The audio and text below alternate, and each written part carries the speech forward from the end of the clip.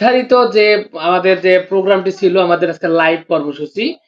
তো সেই লাইভ কর্মসূচি আজকে আমরা শুরু করতে যাচ্ছি। আপনারা চাইলে আমাদের সাথে সরাসরি যুক্ত হতে পারেন এবং প্রশ্ন করতে পারেন আমাদের আমন্ত্রিত অতিথিকে। আপনাদের আগেই পরিচিত করে দিয়েছি যে আজকে আমাদের সাথে যে আহ, আমন্ত্রিত এবং বিশেষ অতিথি রয়েছেন তিনি হলেন আমাদের নজরুল ইসলাম। ইনি রায়গঞ্জ উপজেলা জামায়াতে ইসলামীর বাইতুল মাল সম্পাদক এবং উপজেলা জামায়াত ইসলামীর কর্ম পরিষদ সদস্য এবং অত্যন্ত মানে বলা চলে যে স্বৈরাচার ফ্যাসিস্ট আন্দোলনের একদমই রাজপথের একজন মানুষ এবং সংগ্রামী একজন মানুষ এবং তার আরো ব্যক্তিগত পরিচয় রয়েছে। তিনি একজন শিক্ষক মানুষ, মানুষকে শিক্ষাদান করেন।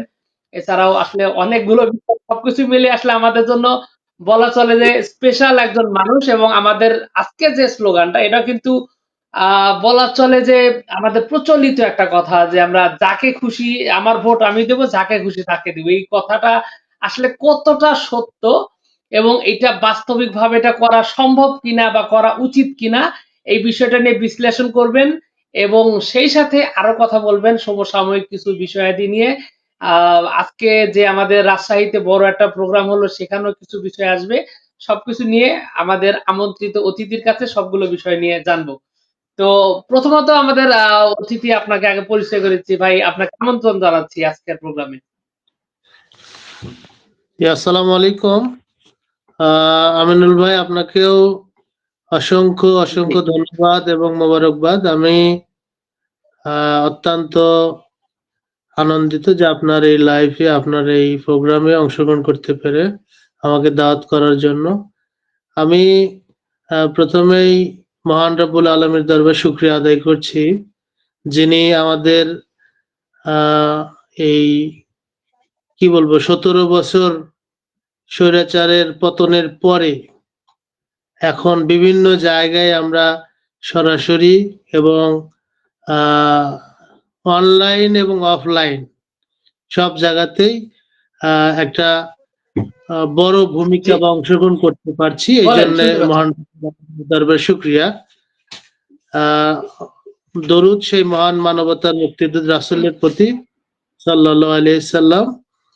আর এই 24-এর গণ অভ্যুত্থান সহ এ পর্যন্ত আমাদের বাংলাদেশ জামাত ইসলাম এবং ইসলামী ছাত্র শিবির সহ যে সমস্ত ভাই এবং বোনদের আত্মত্যাগের বিনিময়ে আমরা আজ এই স্বাধীনভাবে কথা বলতে পারছি, সেই যারা দুনিয়া থেকে চলে গেছেন তাদের আত্মার মাগফিরাত কামনা করছি এবং এখন পর্যন্ত যারা এই স্বৈরাচার পতনের অংশগ্রহণ করে যা পঙ্গুত্ব বরণ করেছে এবং সেই সাথে যারা এখনো হাসপাতালের বেডে কাতরাচ্ছে তাদের পরিবারের প্রতিও সমবেদনা জানিয়ে আমি শুরু করছি।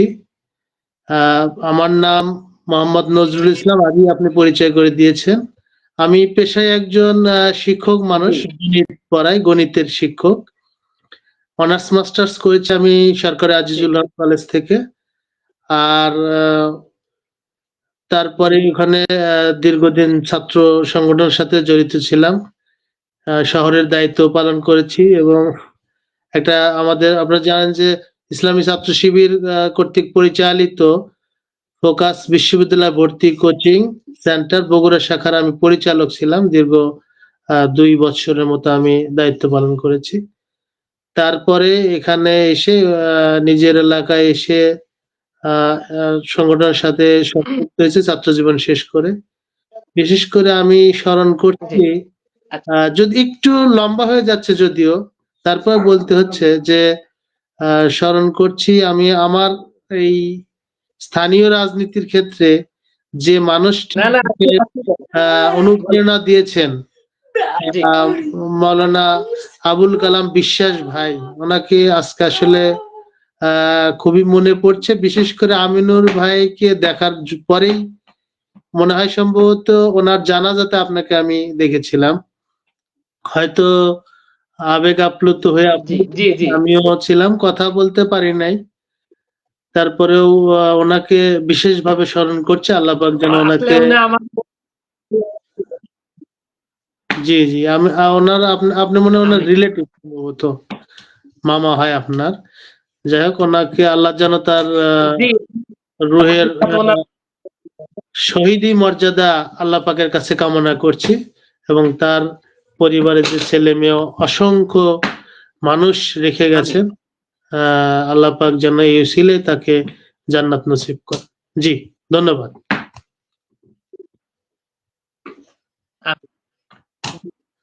অসাধারণ বলছেন আসলে। একজন খুব কাছের মানুষের কথা আপনি স্মরণ করছেন। বলা চলে যে আসলে আমাদের রায়গঞ্জ উপজেলার একজন উজ্জ্বল নক্ষত্র ছিলেন মাওলানা আবুল কালাম বিশ্বাস। ওনার ব্যাপারে আসলে আলাদা করে বলতে গেলে একটা ভাবেনি, এমন একজন মানুষ ছিলেন, ওনার অবদান ছিল। তো আসলে জি আমরা জি আপনাকে আজকে অনেক প্রশ্ন করব, কারণ আপনি আপনি এরকম একজন মানুষ, আমরা আসলে অনেক কিছু জানার থাকে।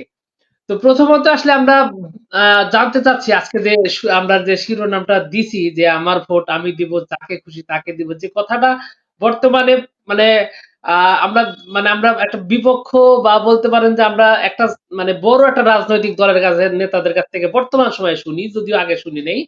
তো বিভিন্ন যুক্তিতে হেরে এই কথাটাও বলে। তো এটার ব্যাপারে আপনি আগে বলবেন যে আসলে এটা, এই স্লোগানটা কতটা যুক্তিযুক্ত, মানুষ কি এটা করতে পারে কিনা? এটা আমি আসলে বলবো যে আপনি বললেন যে এটা এখন শোনা যাচ্ছে, আসলে এখন না।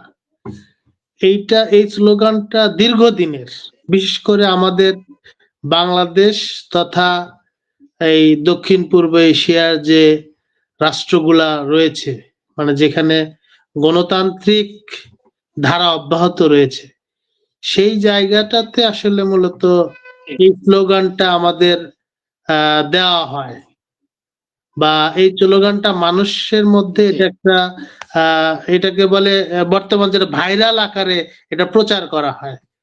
আসলে এইটা জি, কোরআন জি। এবং হাদিসের দৃষ্টিতে এইটার কোনো ভিত্তি নেই আসলে।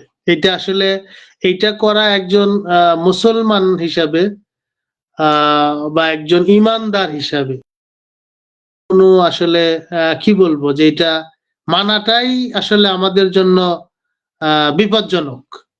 কারণ আচ্ছা, আচ্ছা। আল্লাহ পাক আসলে আহ, আমি একটু কোরআনের একটা সূরা নিসার 58 নম্বর আয়াতে আল্লাহ পাক বলেছেন যে নিশ্চয়ই আল্লাহ তোমাদেরকে নির্দেশ দেন যে তোমরা আমানত সমূহ তার আমানতদারদের নিকট পৌঁছে দাও। তাহলে এখান থেকে কিন্তু ওই যাকে অসাধারণ। ইচ্ছা তাকে দাও, এটা কিন্তু আমাদের অ্যালাউ করা যাচ্ছে না। এটা যেটার যোগ্য। এখন আমিনুর ভাই, আপনি একটা আহ, সবাই তো আর সবকিছুর যোগ্য হয় না। বিশেষ করে বলেন। আপনারা হয়তো জি, দেখবেন যে আপনারা হয়তো 2 ভাই বা 3 ভাই আছেন, এক একজন এক এক দিক দিয়ে পারদর্শী কথাগুলো হতে কেমন পারে। যেন আপনি আটকে ডাক্তারি করেন, আসতেছে। এটা নেটওয়ার্কের সমস্যা হতে জি, পারে। জি। আমার আমাদের একটু রুমের সমস্যা হচ্ছে, ঠিক করা। আমার এখানেই সমস্যা জি, হচ্ছে, এখানে সমস্যা আমি বুঝতে পারতেছি না। আমার এখানে হতে পারে তো, আসলে এখানে ভালো নেটওয়ার্ক নাও থাকতে পারে। তো এই জন্য আমি সমস্যা যেটা নাই। আমি বলছিলাম, শুনতেছি আপনার কথা। জি, হ্যাঁ, সেটা হলো জি। যে যদি আমি আহ, কোরআন এবং হাদিসের দৃষ্টিতে আসি, এখানে রেফারেন্স দেওয়া যেতে পারে। সেই দৃষ্টিকোণ থেকেও এটার মানে বিশেষ করে আপনার কিছু কিছু ক্রাইটেরিয়া আছে। এই ক্রাইটেরিয়ার উপর ভিত্তি করে আপনাকে সিদ্ধান্ত নিতে হবে। এটা আপনি যাকে খুশি তাকে, এটা আসলে কোনো ভিত্তি নাই। এটা আরো অনেক রেফারেন্স আছে, দেওয়া যেতে পারে। এখন বিষয়টা হলো যে আহ, এইটার মাধ্যমে কি এই যে যাকে খুশি তাকে ভোট দিয়ে আসলে এলাকার উন্নয়ন বা মানুষের যে চাহিদা, ভোটের মাধ্যমে মানুষ যেটা চায়, সেটা কি আসলে পাওয়া সম্ভব কিনা? না, এটা আহ, আদৌ সম্ভব না। কারণ এখানে নেতৃত্ব নির্বাচনের কিছু বিষয় অবশ্যই আমাদের লক্ষ্য করতে হয়। জি, যেমন আমাদের আহ, আমি সেটাই জানতে বাংলাদেশ চাচ্ছি। বাংলাদেশ জামাত ইসলামের একটা স্লোগান আছে, আপনিও জানেন যে আল্লাহর আইন চাই, সৎ লোকের শাসন চাই, এটা একটা জি, স্লোগান আছে। তাহলে এইখানে যদি আমি যাকে খুশি তাকে দেই, এখানে সৎ এবং অসৎকে মিশ্রণ করা হয়। তাহলে মিশ্রণ করা এখানে হয়। একজন মানুষ, জ্ঞানী মানুষ যদি হয়, এখানে আপনারা দেখবেন জি, যে নামাজের ক্ষেত্রে যেরকম কিছু লোকের ক্ষেত্রে নামাজ কিন্তু মাপ আছে। যেমন বলা হুম, হয় হুম, যে উন্মাদ বা পাগল, তার জন্য নামাজ নাই। নাই। তাহলে এই যাকে খুশি তাকে যদি দেওয়া যায়, আমরা মনে করব ওই লোকগুলো আসলে ওই ওই শ্রেণীর উন্মাদ বা পাগল হ্যাঁ, শ্রেণী। হ্যাঁ, জি, জি। আসলে মানে এই স্লোগানটা আসলে এক্ষেত্রে কাজ করে না। এলাকার উন্নয়নের জন্য বা মানুষদের আমি তো চাহিদা যে কারণে আমিনুর ভাই, আমি আহ, তো আপনাকে বললাম যে যাকে খুশি তাকে ইচ্ছা না, এটা সত্য, তারপর যোগ্যতা ও ন্যায় বিচারের ভিত্তিতে আসলে ভোট দেওয়া, এটা ইসলামের একটা নির্দেশ। সে নির্দেশটা আমি ইতিমধ্যেই কোরআন রেফারেন্স দিয়েছি, যে সূরা নিসার 58 নম্বর আয়াতে বলছে যে আল্লাহ পাক বলছে যে নিশ্চয়ই আল্লাহ তোমাদের নির্দেশ দেন, যে কি নির্দেশ দেন, যে তোমরা আমানত সমূহ, তার যে আমানতদার যারা আছে, দেখেন এখানে জি, জি, আমানত রক্ষার একটা ব্যাপার স্যাপার আছে। আপনি ওই যে বললেন যে আপনার কি বলে যে এলাকার নির্বাচনের আহ, ভোট দিয়ে এলাকার উন্নয়ন বা মানুষকে মানব সেবার কাছে জি, পৌঁছে দেওয়া, এইটা কিন্তু আদৌ ওই যাকে খুশি তাকে দিলে এটা তার দ্বারা সম্ভব না। তারপরে ইদানিং জি, কিছু ভিডিও ভাইরাল হয়েছে, আপনারা এটা খেয়াল করছেন কিনা, যদি এটা জি, মানে ফানি ভিডিও, কিন্তু বাস্তবতার সাথে কিন্তু মিল রেখে ভিডিওটা করছে। কারণ নির্বাচনের জি, জি। আগে, অনেকগুলো হ্যাঁ নির্বাচনের আগে প্রাসঙ্গিক, মানুষ কি করে, নির্বাচনের আগে ওই যে টাকা দিয়ে 500 টাকা, এক জি, হাজার টাকা দিয়ে ভোট কিনে নেয়। মানে জি, জি, এ কথা আমরা চেয়ারম্যান হোক বা এমপি হোক। ডাক্তার ইউনূস বাইরে যে বলছিলেন ৫০০ টাকা দিয়ে ভোট কিনে পাওয়া যায়। আচ্ছা, আপনি আসলে খুব সুন্দরভাবে বিষয়টা ডিসকাস করছেন যে আসলে স্লোগানটা বাস্তব। তো হ্যাঁ হ্যাঁ আপনি হ্যাঁ যেহেতু হ্যাঁ, এখানে তাহলে আপনি একজন এইটা দায়িত্বশীল ব্যক্তি। তো আমি এখানে একটু ভিন্ন দিকে যেতে চাচ্ছি। সেটা হলো অনেকেই বর্তমান সময়ে অনেক বলতে চেষ্টা করতেছেন বা অনেকেই বলতেছেন যে এবারের সংসদ নির্বাচনে সম্ভবত বা সব দিক দিয়েই দেখা যাচ্ছে যে আওয়ামী লীগ থাকতেছে না।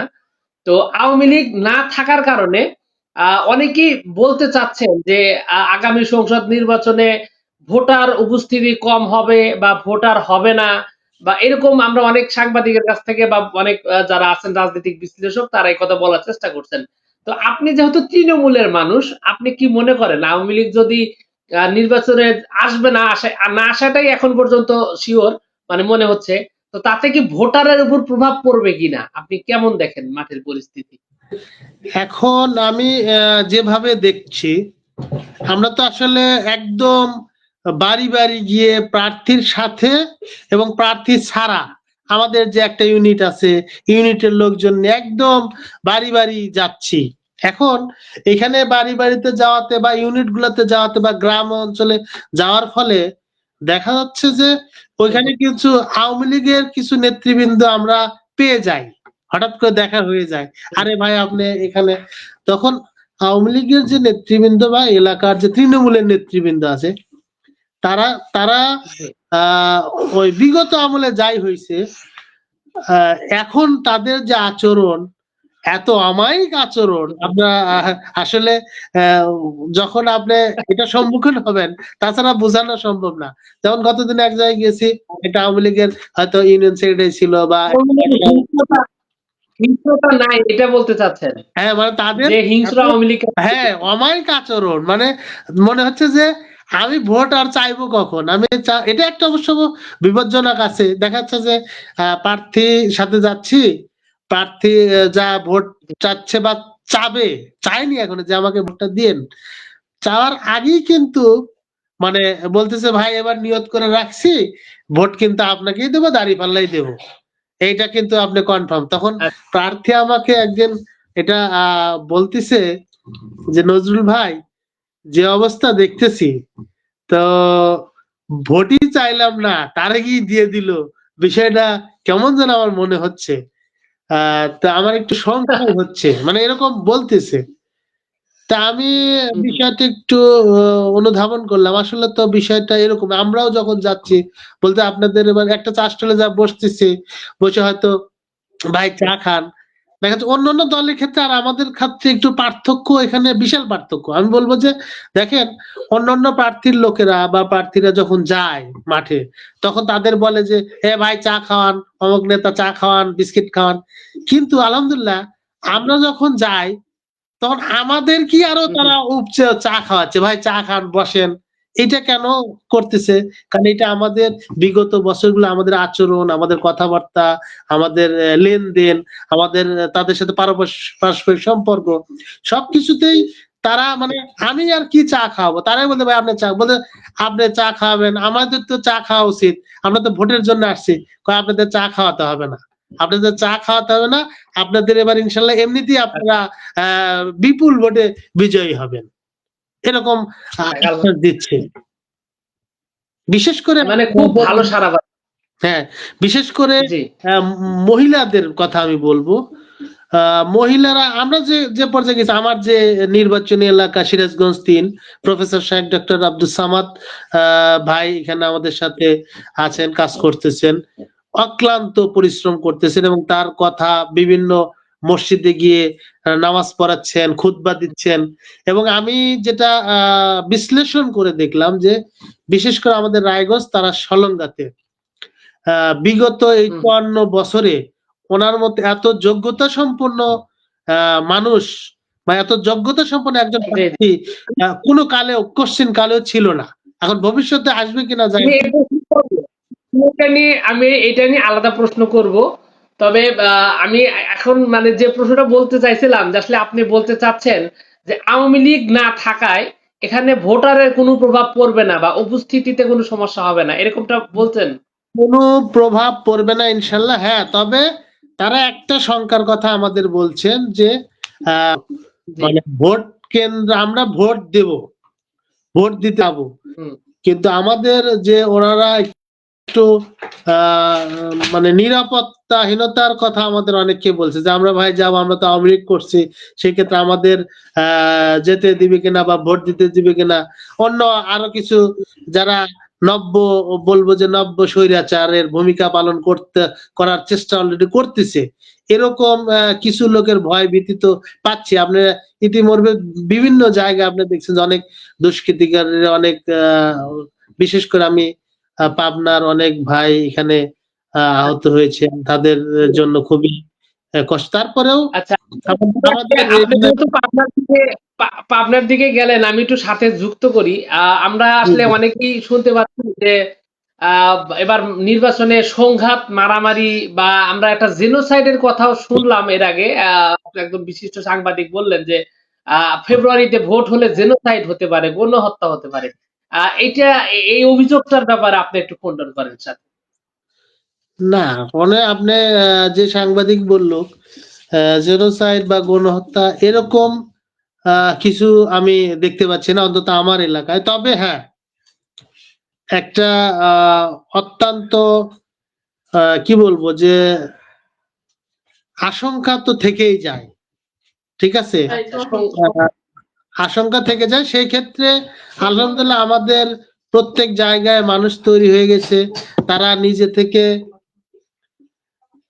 তারা নিজে থেকেই দেখা যাচ্ছে যে কি বলে, উদ্বুদ্ধ আর কি। তারা বলতেছে ভাই আপনারা যদি একটু আমাদের পাশে থাকেন, আই মিন বলতে চাচ্ছে যে আপনারা যদি আহ আমাদের নিরাপত্তার কথাটা বলতেছে, তো সেই ক্ষেত্রে আমি মনে করবো আমাদের প্রত্যেকটা পাড়া মহল্লা আলহামদুলিল্লাহ ভোট আচ্ছা, বলেন। যে কেউ আহ মানে দিতে এসে কিছু তো সংখ্যা থাকবেই, তারপরে আলহামদুলিল্লাহ আমাদের লোক তৈরি হয়ে আছে।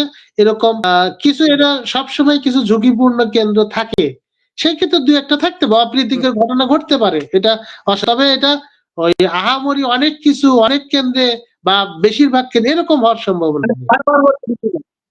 আশঙ্কা করার মতো বা অতিরিক্ত ভয়ের কিছু নাই। না না, আচ্ছা, অতিরিক্ত ভয়। আমি আরেকটা প্রশ্ন করতে চাচ্ছি। আপনি জানেন যে সিরাজগঞ্জ ৩ এই আসনটা বলা চলে যে এর আগে ৪ দলীয় জোট সরকার ছিল। তখন থেকে এটা একটা শক্তিশালী আসন এবং জোট সরকারে সবসময় বিএনপিকে সমর্থন দিয়ে গেছে জামায়াত ইসলামী। তো যার কারণে জামায়াত ইসলামীর সরাসরি কোনো প্রার্থী ছিল না। তো এইবার আমরা এবার যেহেতু প্রেক্ষাপট সম্পূর্ণ ভিন্ন, তো এখানে মেইন লড়াইটা দেখা যাচ্ছে যে জামায়াত ইসলামী বিএনপি যদিও আমরা গণ অধিকারের আমরা এই মানে প্রার্থীর ঘোষণা আমরা দেখেছি আমাদের এখানে এবং আরো স্বতন্ত্রের কথা শুনছি, এনসিপির কথাও আমরা এখানে প্রার্থী দেওয়ার কথা আমরা শুনেছি। তো এখন আমার প্রশ্ন হলো যে এই যে জামায়াত ইসলামীর যে প্রার্থী অধ্যাপক ডক্টর আব্দুস সামাদ, উনি আসলে কেমন ব্যক্তিত্ব, মানুষ ওনাকে যে বেছে নিবে এরকম ওনার আলাদা কি আছে যার কারণে মানুষ ওনাকে এই যে বলা চলে যে হাই ভোল্টেজ প্রার্থী বলতেছে অনেকে, অনেক রকম বলতেছে, তো এদের বিপরীতে ওনাকে কেন বেছে নিবে, ওনার মধ্যে কি আছে?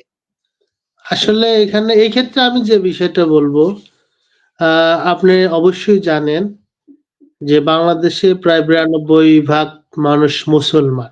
আর আমাদের রায়গঞ্জ তারা সিরাজগঞ্জের যে বিশেষ করে এনারা অনেকটাই ইসলামকে ভালোবাসে।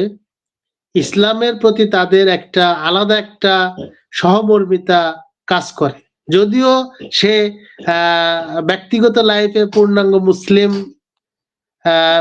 বা ইসলামিক লাইফ স্টাইল ফলো করে না, তারপরেও সে মুসলিম এই হিসাবে সে যেখানে যাচ্ছে ওনার মতো একটা যে কোনো মসজিদে গিয়ে খুতবা দিয়ে নামাজ পড়ানো বা বক্তৃতা দেওয়া, কথা বলা, ইমামতি করা, এই বিষয়টা অনেকের মন কেড়ে নিয়েছে যে এরকম একটা আলেম, এরকম। আর বিশেষ করে উনি তো পিএইচডি হোল্ডার। সারা বাংলাদেশে দেখা যাচ্ছে যে জামাত ইসলাম যে 300 আসনে মনোনীত করেছে, 13 জন কি 14 জন ব্যক্তি আমার জানা মতে এই ডক্টরেটধারী বা পিএইচডি হোল্ডার রয়েছে, তার মধ্যে উনি একজন। ইভেন আমি যেটা মনে করি সিরাজগঞ্জে 6টা যে আসন রয়েছে, 6টা আসনের মধ্যে যতগুলা আমরা খান সাহেবকে হেভিওয়েট প্রার্থী মনে করি, তারপর আরো অনেক আছে। সেই ক্ষেত্রে আমি ব্যক্তিগতভাবে আমার অ্যানালাইসিস যেটা, এই মাত্র গত 26শে জুন মনে হয় সম্ভবত ওনাকে ঘোষণা করা হয়েছে। আর এই কয় মাস হলো, 6 মাসও মনে হয় নাই। July, August, September, October, November, 5 মাস।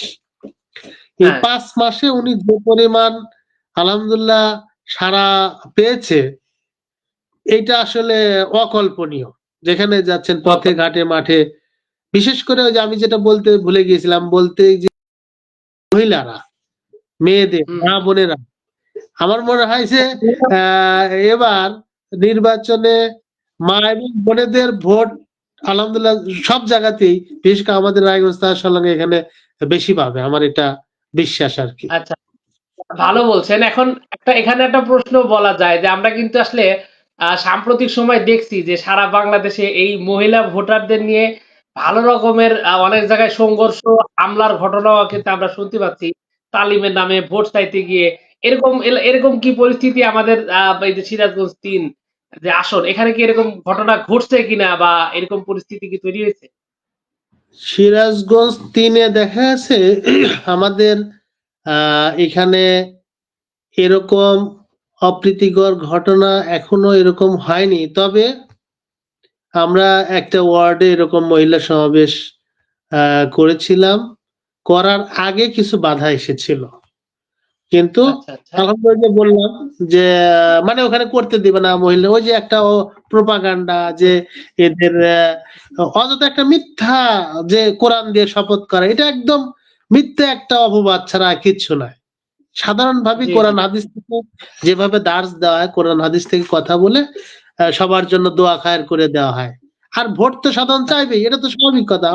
আমি আমার প্রার্থীর জন্য আমি ভোট চাইবো না? এটা তো হুম, হুম। যেকোনো নাগরিকের একটা মানে অধিকার। আপনি একটা দল করতে পারেন, আমি একটা দল করতে পারি, আমার স্ত্রী একটা দল করতে পারে। সে যে খুব দলের স্বাভাবিক। সমর্থক সে দলকে ভোট চাইবে, এটা তো স্বাভাবিক। কিন্তু আপনি খুব একটা স্বাভাবিক। খুবই ন্যাক্কারজনক ঘটনা দেখেন।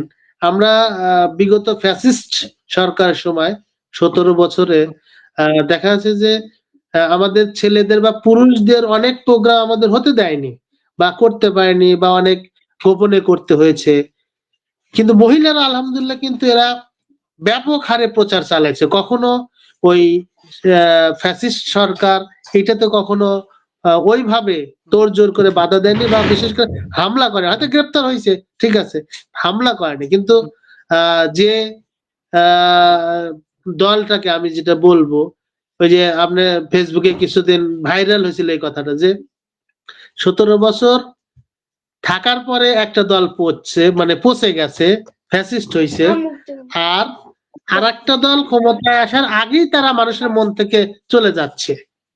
তাদের জি জি দেখেন এই একটার জন্য তারা মহিলাদের সমাবেশে হামলা করছে, এরকম ঘটনা কিন্তু হ্যাঁ 17 বছরে হামলার ঘটনা ঘটেনি, অথচ এই 1-1.5 বছরই এরকম ঘটনা অলরেডি ঘটে গেছে।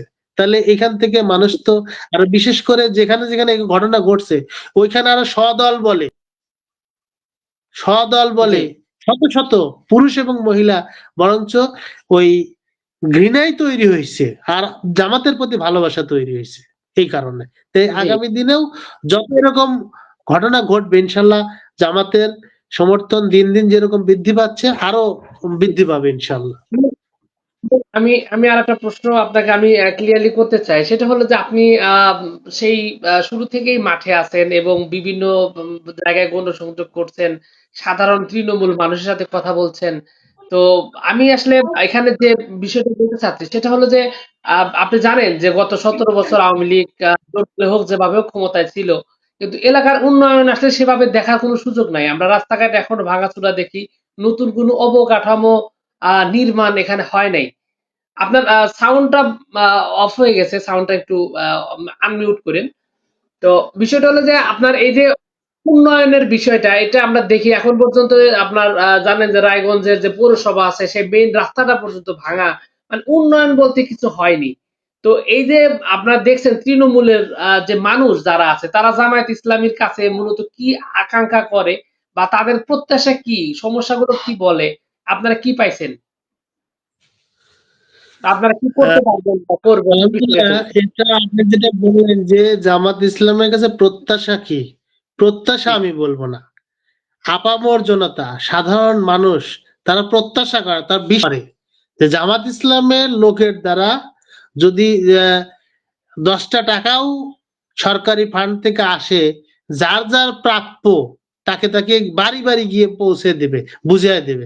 বিগত দিনে আপনারা জানেন যে এই যে বিভিন্ন কর্মসূচি আসে বা বিভিন্ন কার্ড আসে, বিভিন্ন ইয়ে আসে, এটা কিন্তু আমাদের বন্টন করে দেওয়া হয়েছে। দেখা যাচ্ছে যে আহ আমাদের যার একটা দল আছে তাদেরই দেখা 900 কার্ড আসছে, তারা 800 নিয়ে নিচ্ছে। আমরা সচিব ভাইদের সাথে জি, দেখা সাক্ষাৎ করে, কি ব্যাপার ভাই আমাদের এত কম, বলছে ভাই ওদের অমক অমক দল অমক ওদের তো অনেকগুলা গ্রুপ, ওরা তো নিয়ে গেছে, আপনাদের ভাগে 50টা আছে 100টা আছে। আমরা কি করেছি, ওই 50টা এবং 100টা আমাদের সাধ্য অনুযায়ী আমরা সার্চ করেছি যে আসলে এইটা পাওয়ার যোগ্য কে, ঠিক খুঁজে বের করে তাদের বাড়ি বাড়ি গিয়ে, সেটা শীত বস্ত্র হোক, চাউল হোক, বাড়ি বাড়ি গিয়ে পৌঁছে দিয়েছে। আর অন্যরা যেটা করেছে, এটা বিনিময় নিয়েছে, বিনিময় নিয়ে হয়তো একজনই 10টা 5টা এরকম করে। এই ক্ষেত্রে তাদের একটা আস্থা অর্জন করেছে যে বাংলাদেশ জামাত ইসলামী যদি এদের হাতে ক্ষমতা আসে তাহলে 1 টাকার দুর্নীতি এদের দ্বারা সম্ভব হবে না, বরঞ্চ এরা নিজের পকেটে, যে আমি ইভেন বলবো যে আমার মোটরসাইকেলে তেল খরচ করে বলেন বা রিক্সা ভাড়া দিয়ে বলেন বা পায়ে হেঁটে বলেন গিয়ে তাদেরকে দিয়ে এসেছে। এতে তারা আশাবাদী, এবং ভোট চাওয়ার, এটা চাওয়ার আগেই তারা বলতেছে যে বাবা তোমাদের এবার ভোট চাইতে হবে না, মনের মধ্যে তোমাদের আলহামদুলিল্লাহ যদি একটা সুযোগ আসুক আমরা তোমাদের ভোট দিয়ে সেটা দেখাই দেবো। আলহামদুলিল্লাহ। যা এখন বিষয়টা হলো যে আমরা আসলে স্থানীয় রাজনীতি নিয়ে অনেকগুলো কথা শুনলাম। তো আজকে আপনি জানেন যে রাজশাহীতে একটা প্রোগ্রাম হয়েছে যেখানে ৮ দলের ৫ দফা যে দাবি, সেই দাবিটা কিন্তু ওখানে ছিল। তো আজকে ওখানে আসলে অনেক লোক উপস্থিতি ওখানে ছিল। তো আপনার সাথে আমি একটু একটু শেয়ার করতে চাচ্ছি যে ওখানে যে জনসমর্থন বা লোক যে ছিল সেটা আমরা একটু একটু আপনাকে একটু দেখাই এখানে এইটার ব্যাপারে কিছু প্রশ্ন করতে চাই আমি। এখানে এই যে জোরসে বলো মার্কা এবার কোনটা কোনটা জোরসে বলো মার্কা এবার কোনটা দাড়ি পাল্লা তোমার মার্কা দাড়ি পাল্লা আমার মার্কা দাড়ি পাল্লা শফিক ভাইয়ের দাড়ি পাল্লা পরোয়ার ভাইয়ের দাড়ি পাল্লা বুলবুল ভাইয়ের দাড়ি পাল্লা মাসুদ ভাইয়ের দাড়ি পাল্লা মান্নান ভাইয়ের। এখানে আমরা কিন্তু আসলে আমি আপনার সামনে এটা একটু প্লে করলাম, আর উদ্দেশ্য হলো আপনাকে একটু দেখালাম যেখানে প্রচুর পরিমাণে জনসমর্থন আমরা দেখলাম, এবং অসংখ্য মানুষ কিন্তু এখানে যুক্ত হয়েছে। তো যুক্ত হলেও আমিরে জামায়াত এখানে একটা কথা বলেছেন। তো কথাটা আসলে আমি আপনার সামনে একটু এটা একটু ক্লিয়ার করতে চাই। আমি চাই যে আপনি একটু বক্তব্যটা একটু একটু শুনে একটু এইটা একটু ডিসকাস করবেন যে এটা কি আসলে হুমকি দেওয়া হলো, নাকি এই যে বলা হয়েছে যে যদি আজ আপনার ইয়ের লোক কি বলে আপনার জামায়াতের লোকও যদি দুর্নীতি করে তাহলে তার বিরুদ্ধে স্বয়ং নিজে মামলা করবেন, এই কথা বলছেন। আমরা একটু শুনি, শুনে আপনি এই বিষয়টা একটু ডিসকাস করবেন। এইবার আপনাদের হামলা প্রতিটি মায়ের হৃদয়ে জামাতে ইসলামী ইসলামী ছাত্র শিবিরকে পৌঁছে দেবে ইনশাআল্লাহ। সফল হতে পারবে না চিন্তা করে, জনগণের ম্যান্ডেটে আসতে পারবে না চিন্তা করে, এখন কোন কোন জায়গায় পুরাতন সন্ত্রাসীরা নতুন রূপে আত্মপ্রকাশ করতে যাচ্ছে। কোথাও আমাদের প্রচার মিছিলে গুলি চালানো হচ্ছে, কোথাও মহাবতের উপর হামলা করা হচ্ছে, কোথাও আমাদের প্রচার উপাদান উপকরণ সমূহ ছিঁড়ে ফেলা হচ্ছে, সরিয়ে ফেলা হচ্ছে। মা বোনদের উপরে আপনি যখন হামলা করবে, মনে রাখবেন ওই মায়ের সন্তান আছে, ভাই আছে, স্বামী আছে। তার ইজ্জতের উপরে হামলা করার পরে তারা বসে থাকবে না। এইভাবে আপনাদের হামলা প্রতিটি মায়ের হৃদয়ে জামাতে ইসলামী ইসলামী ছাত্র শিবিরকে পৌঁছে দেবে ইনশাআল্লাহ। মসজিদের ভিতরে কোরআন চর্চা সহ্য করেন না, এর জবাব অতীতে যারা এমনটা করেছিল তারা পেয়েছে, আপনারাও পাবেন। পোস্টার ছেড়ে ফেলতেছেন, বিলবোর্ড উদাও করে দিচ্ছেন, লাভ হবে না। আপনি গাছের পোস্টার, লাইট পোস্টের পোস্টার, দেয়ালের পোস্টার, সুতায় টানানো পোস্টার আপনি শিখতে পারবেন, কিন্তু জনগণের হৃদয়ে ভালোবাসার যে পোস্টার লেগে গিয়েছে সেই পোস্টার আপনারা শিখতে পারবেন না। কথার মধ্যে আসলে কপিরাইট ইস্যুর কারণে মাঝে একটু কথা বলতে হবে আপনাকে। তো এখানে আমিরে জামায়াত বললেন যে আমরা এখানে দুইটা কথা কিন্তু এখানে মোটামুটি শুনতে পারলাম, যে হামলার ব্যাপারে মানে বুলেটের ব্যাপারে বিভিন্ন ধরনের বাধা দেওয়া হচ্ছে। তো আমরা এটা দেখতে পাচ্ছি যে উগ্র বক্তব্য আমরা শুনতে পাচ্ছি, বিশেষ করে পাবনা সাম্প্রতিক সময় একটা ভাইরাল ঘটনা। তো এইটা এটা এটা আমির জামাত কি এইটাকে ইঙ্গিত করে বললেন, নাকি সারা দেশের পরিস্থিতি বললেন?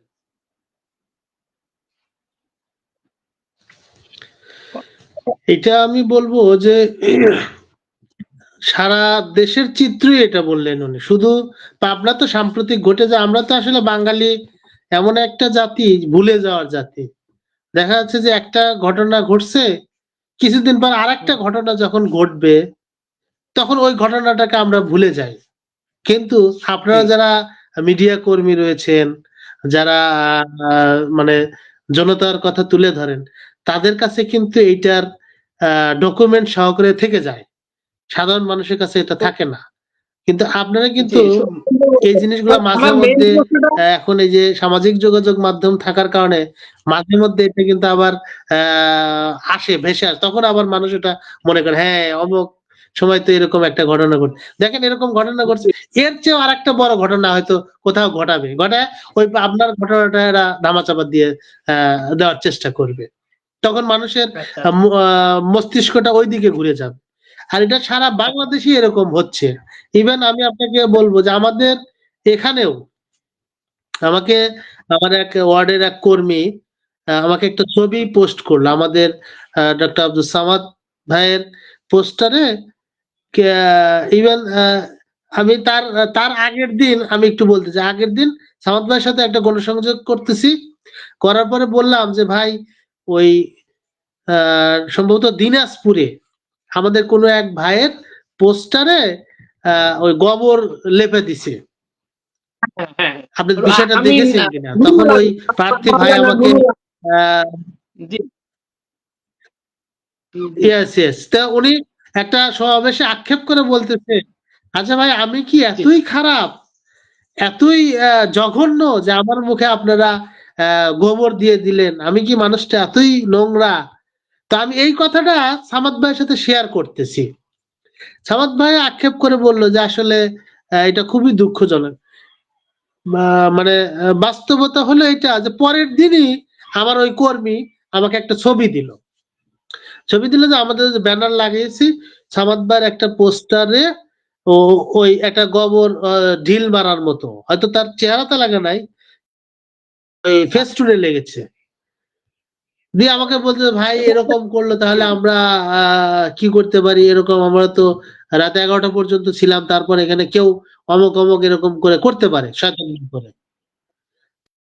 তখন আমি জি, বিষয়টা উপরে বললাম, সেটাকে জানালাম, বললো ঠিক আছে অসুবিধা নেই আমি দেখতেছি, তা ডকুমেন্টটা রেখে দেন।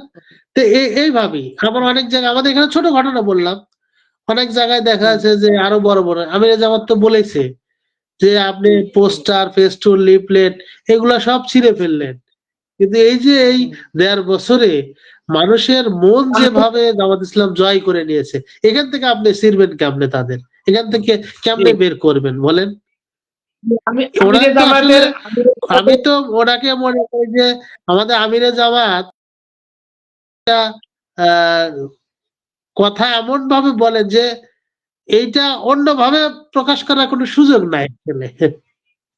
ঠিক। আচ্ছা, আমার আমার প্রশ্নটা সামনে। আমার প্রশ্নটা সামনে। আমি আরেকটু আমিরে জামাতের কথা শুনবো। আমার প্রশ্নটা হলো সামনে। একটু আরেকটু শুনি। আপনার প্রশ্ন করব।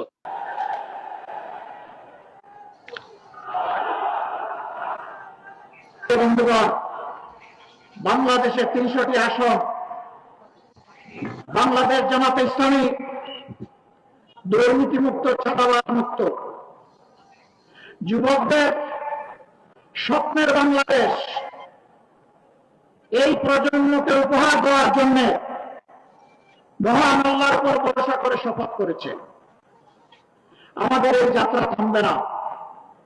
আমরা সরকারে গেলাম কি গেলাম না এটি বড় বিষয় নয়, আমরা জনগণের প্রয়োজনে পাশে থাকতে পারলাম কি পারলাম না এটাই বিষয়। আমাদের জানা মতো 300 আসনে আমরা নিষ্কলুষ চরিত্রের লোকদেরকে আমাদের প্রতিনিধি হিসাবে, নমিনি হিসাবে, প্রার্থী হিসাবে দেওয়ার চেষ্টা করেছি। আমরা তরুণদেরকে এগিয়ে এনেছি।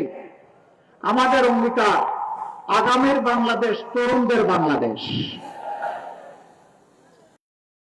আচ্ছা, নজরুল ভাই, এখানে একটা দারুণ কথা বলছেন। উনি তরুণদের নিয়ে দারুণ একটা পরিকল্পনা করছেন। এই বিষয়টা আসলে মানে দেশব্যাপী কিন্তু ব্যাপক রকমের সাড়া ফেলছে। বিশেষ করে আজকাল বন্ধ এই যে করছে, হ্যাঁ? প্রার্থী মনোনয়নের দিক থেকে অনেকগুলো সিনিয়র আগে যারা নির্বাচন করেছেন তাদেরকে মনোনয়ন দেয়নি।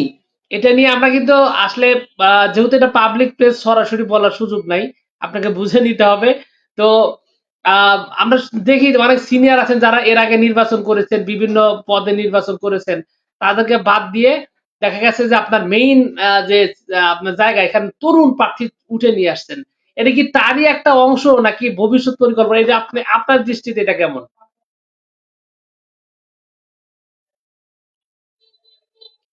নজরুল ভাই আপনি কি আছেন?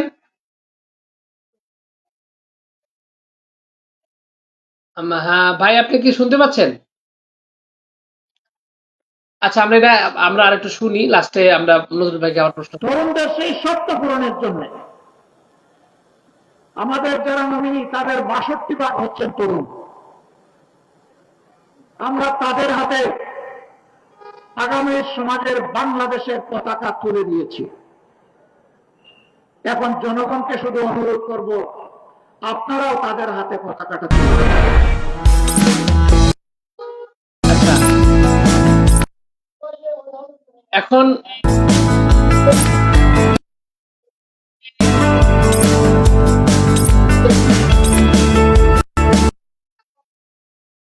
নজরুল ভাই কি আমাদের সাথে আছেন? শুনতে পাচ্ছেন কি? ভাই কি শুনতে পাচ্ছেন? আচ্ছা, উনি সম্ভবত ওনার নেটওয়ার্কের একটু সমস্যা হচ্ছে। এই কারণে হয়তো উনি বেরিয়ে গেছেন। খুব দ্রুত যুক্ত হবেন। তো আমরা আসলে এখানে আমিরে জামাতের যে কথাটা শুনলাম, এই কথাটা কিন্তু আসলে খুবই খুবই গুরুত্বপূর্ণ। ওনার কিছু কথা শুনলাম, উনি সরাসরি কিন্তু বললেন যে আমাদের যে তরুণ সমাজ রয়েছে, এই তরুণ সমাজকে তিনি ব্যবহার করতে চান, তরুণ সমাজকে আগামী দিনে রাষ্ট্র ক্ষমতার দিকে এগিয়ে আনতে চান। এই ধরনের ওনার অনেকগুলো গুরুত্বপূর্ণ বক্তব্য আমরা শুনলাম, এবং সেই সাথে আমরা এটাও শুনলাম যে আমরা আমাদের সারা দেশ ব্যাপী যে এই যে আপনার জামায়াত ইসলামীর উপর যে হামলা, এবং বিভিন্ন জায়গায় দেখা গেছে গোলাগুলি, বুলেট, বিভিন্ন ধরনের ঘটনা ঘটছে, এবং বিভিন্ন জায়গায় দেখা গেছে যে হামলার ঘটনা, বাধা দেওয়ার ঘটনা, এগুলো কিন্তু আমরা অনেক জায়গায় শুনতে পাচ্ছি। তো আচ্ছা, আমাদের অতিথি উনি সম্ভবত একটু ডিসকানেক্ট হয়ে গেছিলেন। তো আপনি কি শুনেছেন শেষ পর্যন্ত, না আমি আপনাকে জাস্ট প্রশ্নটা করতে চাচ্ছিলাম? মানে ওই আমার নেটওয়ার্কের মনে হয় সমস্যা হচ্ছিল, রিকানেকশন বারবার দেখাচ্ছিল, আমি আসলে আটকে যাচ্ছিলাম, আমি আমাদের বক্তব্যটা আটকে যাচ্ছিল, ভালোভাবে শুনতে পাইনি আসলে। আমি আপনাকে ও, বলছিলাম আপনারা শুনতে পাচ্ছেন কিনা, আপনারও কোনো সাড়া আচ্ছা, শব্দ ছিল না। আচ্ছা, আচ্ছা। আমি আমি এখন শুনতে পাচ্ছি আপনার কথা। কিন্তু আমি আপনাকে একটা কথা আমি ক্লিয়ার করে তখন একটা গুরুত্বপূর্ণ একটা প্রশ্ন করছিলাম। ওই প্রশ্নটার আমি জবাবটা আপনার কাছে আমি চাচ্ছি। তারপরে হলো পরবর্তী কথা। এই প্রশ্নটা আমি একটু পরে আসি। মেইন প্রশ্নটা হলো যে আমিরে জামাত বললেন তরুণদের নিয়ে ভালো রকমের তার পরিকল্পনা আছে, এবং তিনি আমিরে জামাত তরুণদের নিয়ে পরিকল্পনার কথা বললেন, তরুণদের সামনে এগিয়ে নিয়ে ব্যবহারের মানে রাষ্ট্রর যে কাজে ব্যবহার করা সেটা তিনি করতে চান, এরকম তরুণদের নিয়ে বিস্তর একটা মানে সুন্দর একটা কথা বললেন। তো আমি আপনাকে একটা মানে এখানে একটা সম্পূরক একটা প্রশ্ন আপনাকে আমি করতে চাই, সেটা হলো আমরা দেখেছি যে জামাত ইসলামী এর আগে বিভিন্ন নির্বাচনে, ধরেন উপজেলা নির্বাচন বা মেয়র পদে অথবা অন্যান্য জায়গায় অনেকগুলোকে নির্বাচিত করেছে, বা জনপ্রিয় অনেকগুলো প্রার্থী কিন্তু ওনাদের বয়স হয়ে গেছে। তো এই বয়স্কদের বাদ দিয়ে ওই জায়গায় মানে এমন কিছু তরুণ নেতৃত্ব এনেছে যাদের অনেক বেশি আপনার বলা চলে যে আপনার পড়াশোনা থেকে শুরু করে অভিজ্ঞতা, দূরে কাজ করা, সবগুলো দিক দিয়ে ওরা আগায় আছে। তো এখানে মেইন বিষয়টা হলো যে এই যে আগের যে অভিজ্ঞ প্রার্থী ছিল যারা আগে নির্বাচন করতেন তাদের বাদ দিয়ে তরুণদের আনা, এটা কি তারই একটা অংশ, নাকি এটা মানে এটা ভিন্ন কিছু, নাকি এটা এই ব্যাপারে আপনার কি মতামত, এটার ব্যাপারে কি বলবেন? আসলে দেখেন, আমিরে জামাতের যে বক্তব্য, হুম, এটা বর্তমান সময়ের সাথে অত্যন্ত যুক্তিপূর্ণ। জি, কিরকম? 24-এর যে গণ অভ্যুত্থান, এটা কিন্তু ছাত্র জনতা, আমি শুধু এককভাবে কাউকে ক্রেডিট দেব না, তবে এইটার ক্ষেত্রে আমি বলবো যে যুবকদের ভূমিকা ছিল অপরিসীম।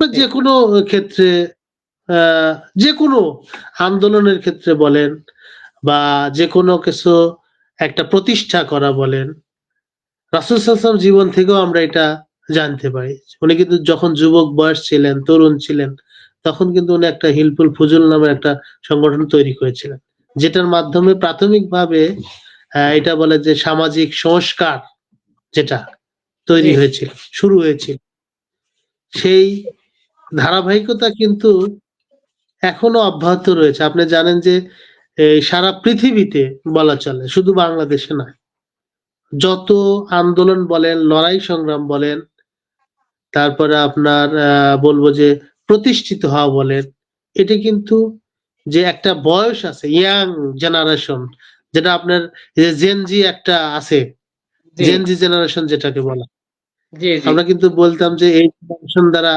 যেটা আপনারা আর কি, জি, আপনাদের মতো ইয়াং যারা, এদের দ্বারা কিচ্ছু সম্ভব না, এরা শুধু সারাদিন মোবাইলে পাবজি খেলে, আরো অনেক আদার্স গেমস আছে, এটা নিয়ে ব্যস্ত, সামাজিক যোগাযোগ মাধ্যমে।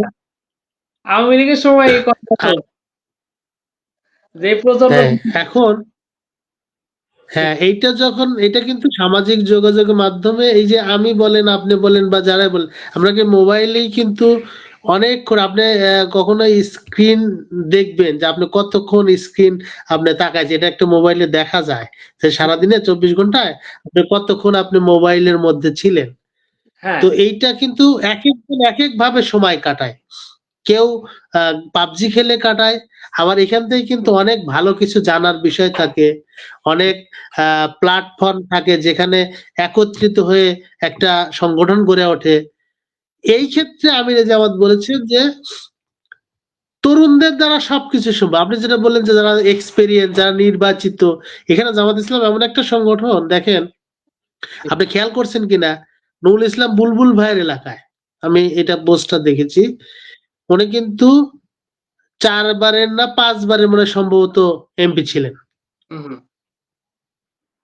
উনি কিন্তু ভিতরে ছিলেন, গাড়ির ভিতরে, আর নুরুল ইসলাম ভাই উপরে উঠে ওই যে আপনার খোলা গাড়িগুলাতে উনি উপরে ছিলেন। জি। এটা দেখে অনেকে হতবাক হয়েছে যে এটা কিভাবে সম্ভব। আর অন্যান্য দলের ক্ষেত্রে তো যে একবার হয়ে যায় তার আর কিয়ামত পর্যন্ত, সে না মরা পর্যন্ত তার আর প্রার্থিতা বাতিল করার কারো ক্ষমতা নাই। নাই। কিন্তু বাংলাদেশ জামাত ইসলামী একমাত্র সংগঠন যেখানে আপনি 5 বারে কেন, আপনি যে কয়বারে হন না কেন, আপনাকে যদি আমির জামাত বা সংগঠন যদি সিদ্ধান্ত দেয় যে আপনি আর নির্বাচন করতে পারবেন না, অমুককে দেওয়া হবে, বরঞ্চ ওই ব্যক্তি আলহামদুলিল্লাহ বলে জি, ওই নতুন প্রার্থীর সাথে নতুন উদ্যমে কাজ করতে শুরু করে। জি। এখানে আমাদের কোনো কোন্দল নেই, কোনো গ্রুপ নেই, কোনো যে অমুককে দিয়েছে আমি কাজ, এটা অন্যকে দিলে মানে আমাকে যদি একটা দায়িত্ব দেয় সেটা যদি আমার উপর থেকে আলহামদুলিল্লাহ বলবো যা আলহামদুলিল্লাহ আমার এত বড় দায়িত্ব, মানে কি এত বড় আমানতদারিতা আমার উপর থেকে চলে গেছে, এর জন্য শুকরিয়া আল্লাহ। এই জন্য আহ বলবো যে যেখানে যেভাবে দেন, আমি যদি ইচ্ছা করলে তরুণদের অনেক চেঞ্জ হতে পারে, এটা কোনো অস্বাভাবিক কিছু না। আমি এবং তরুণরাই যে আমি তরুণদের দ্বারাই সম্ভব। আমি একটু যুক্ত করি। আমি আসলে এই জি প্রশ্নটা জি কেন করছি? এই প্রশ্নটা করার পিছনে কারণ হলো যে আমি আসলে একটু গুজব শুনেছি, বা এক সাইড থেকে শুনেছি যে অনেক জায়গায় হয়তো মন ক্ষুণ্ণ হওয়ার ঘটনা আছে। যে দীর্ঘদিন ধরে আমি নির্বাচন করলাম, আমাকে না করে এরকম করল। এরকম একটা মানে গুঞ্জন বা এরকম একটা ব্যাক সাউন্ড আমার কানে আসছিল। তারই প্রেক্ষিতে আপনার এই কথাটা আপনাকে বলা। তবে আমার মনে হয় না যে এটার কোনো সত্যতা আছে। কারণ আপনার সাথে আমি পুরোপুরি একমত। জামায়াত ইসলামী আসলেই এটা অত্যন্ত আ শৃঙ্খলাপূর্ণ একটা সংগঠন। এখানে এরকম হওয়ার কোন সুযোগ নেই। আপনার সাথে আমি একমত। আপনি আচ্ছা, যেটা শুনেছেন, আমরা একটু আমি একটু জি, বলি, আপনি যেটা হয়তো শুনেছেন, আপনার শোনাটাও একদম অমূলক নয়, কারণ প্রত্যেক মানুষেরই কিছু ব্যক্তিগত লোক থাকে। যেমন হুম, আপনারও দু একজন এমন লোক আছে যে আপনি যা বলবেন সে ওইটাই বিশ্বাস, যে সূর্য কিন্তু আজকে এই দিক দিয়ে উঠবে, হ্যাঁ আমিনুর ভাই বলছে তাহলে ঠিক আছে। এরকম কিছু ভক্ত মানুষ থাকে, কিন্তু তাদের সাংগঠনিক কোনো ভিত্তি নাই, এটা আপনি মনে রাখবেন। সাংগঠনের কোনো মানের তারা জনশক্তি নয়। আচ্ছা, আচ্ছা। আপনার আমি এবার একটু ভিন্ন প্রশ্ন করব। ভিন্ন প্রশ্নটা হলো বলতে পারেন যে এগুলো একটু হট টপিক।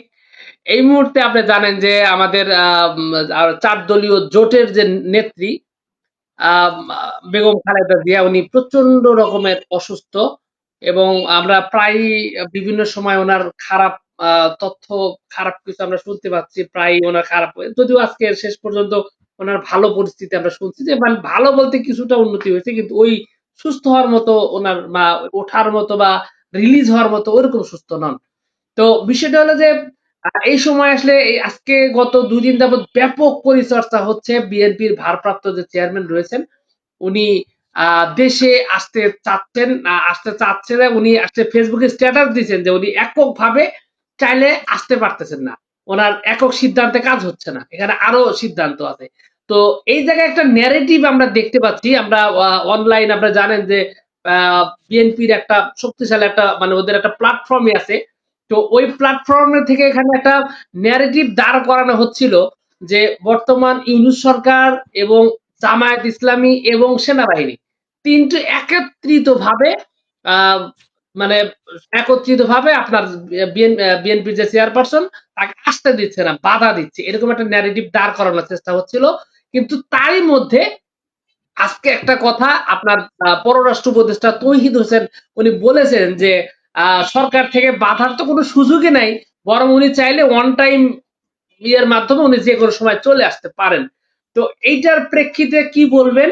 আর একটা বিষয় আমি বলবো আপনার এই কথা শেষে, বলেন এটার ব্যাপারে উনি আসছেন না কেন? সহজভাবে প্রশ্ন করি, আসছেন না এটার কেন? ব্যাপার তো প্রশ্ন প্রশ্ন আপনি করলেন, উত্তর আপনি দিয়ে দিলেন, এখানে আমার আমি একটু মানে ভুল ব্যাখ্যা যেন না হয় এজন্য বললাম, তো কারণ সেন্সিটিভ আপনারা জানেন ভাই, আমি কিন্তু প্রচুর পরিমাণে এই ফেসবুকে আমার যে আইডিটা যেতে লাইভ হচ্ছে, এখানে আপনি জানেন আমি একসময় বিএনপির সাথে যুক্ত ছিলাম।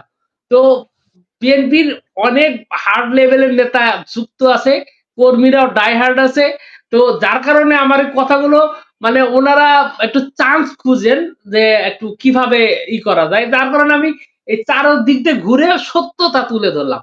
এখন আমি আপনার কাছে প্রশ্ন করি যে আপনি এটাতে কি বলবেন, যে যে তিন শক্তি কি জামায়াত তারেক জিয়াকে কি দেশে আসতে দিচ্ছে না, নাকি আপনার দৃষ্টিভঙ্গি কি, আমি এটা বলছি।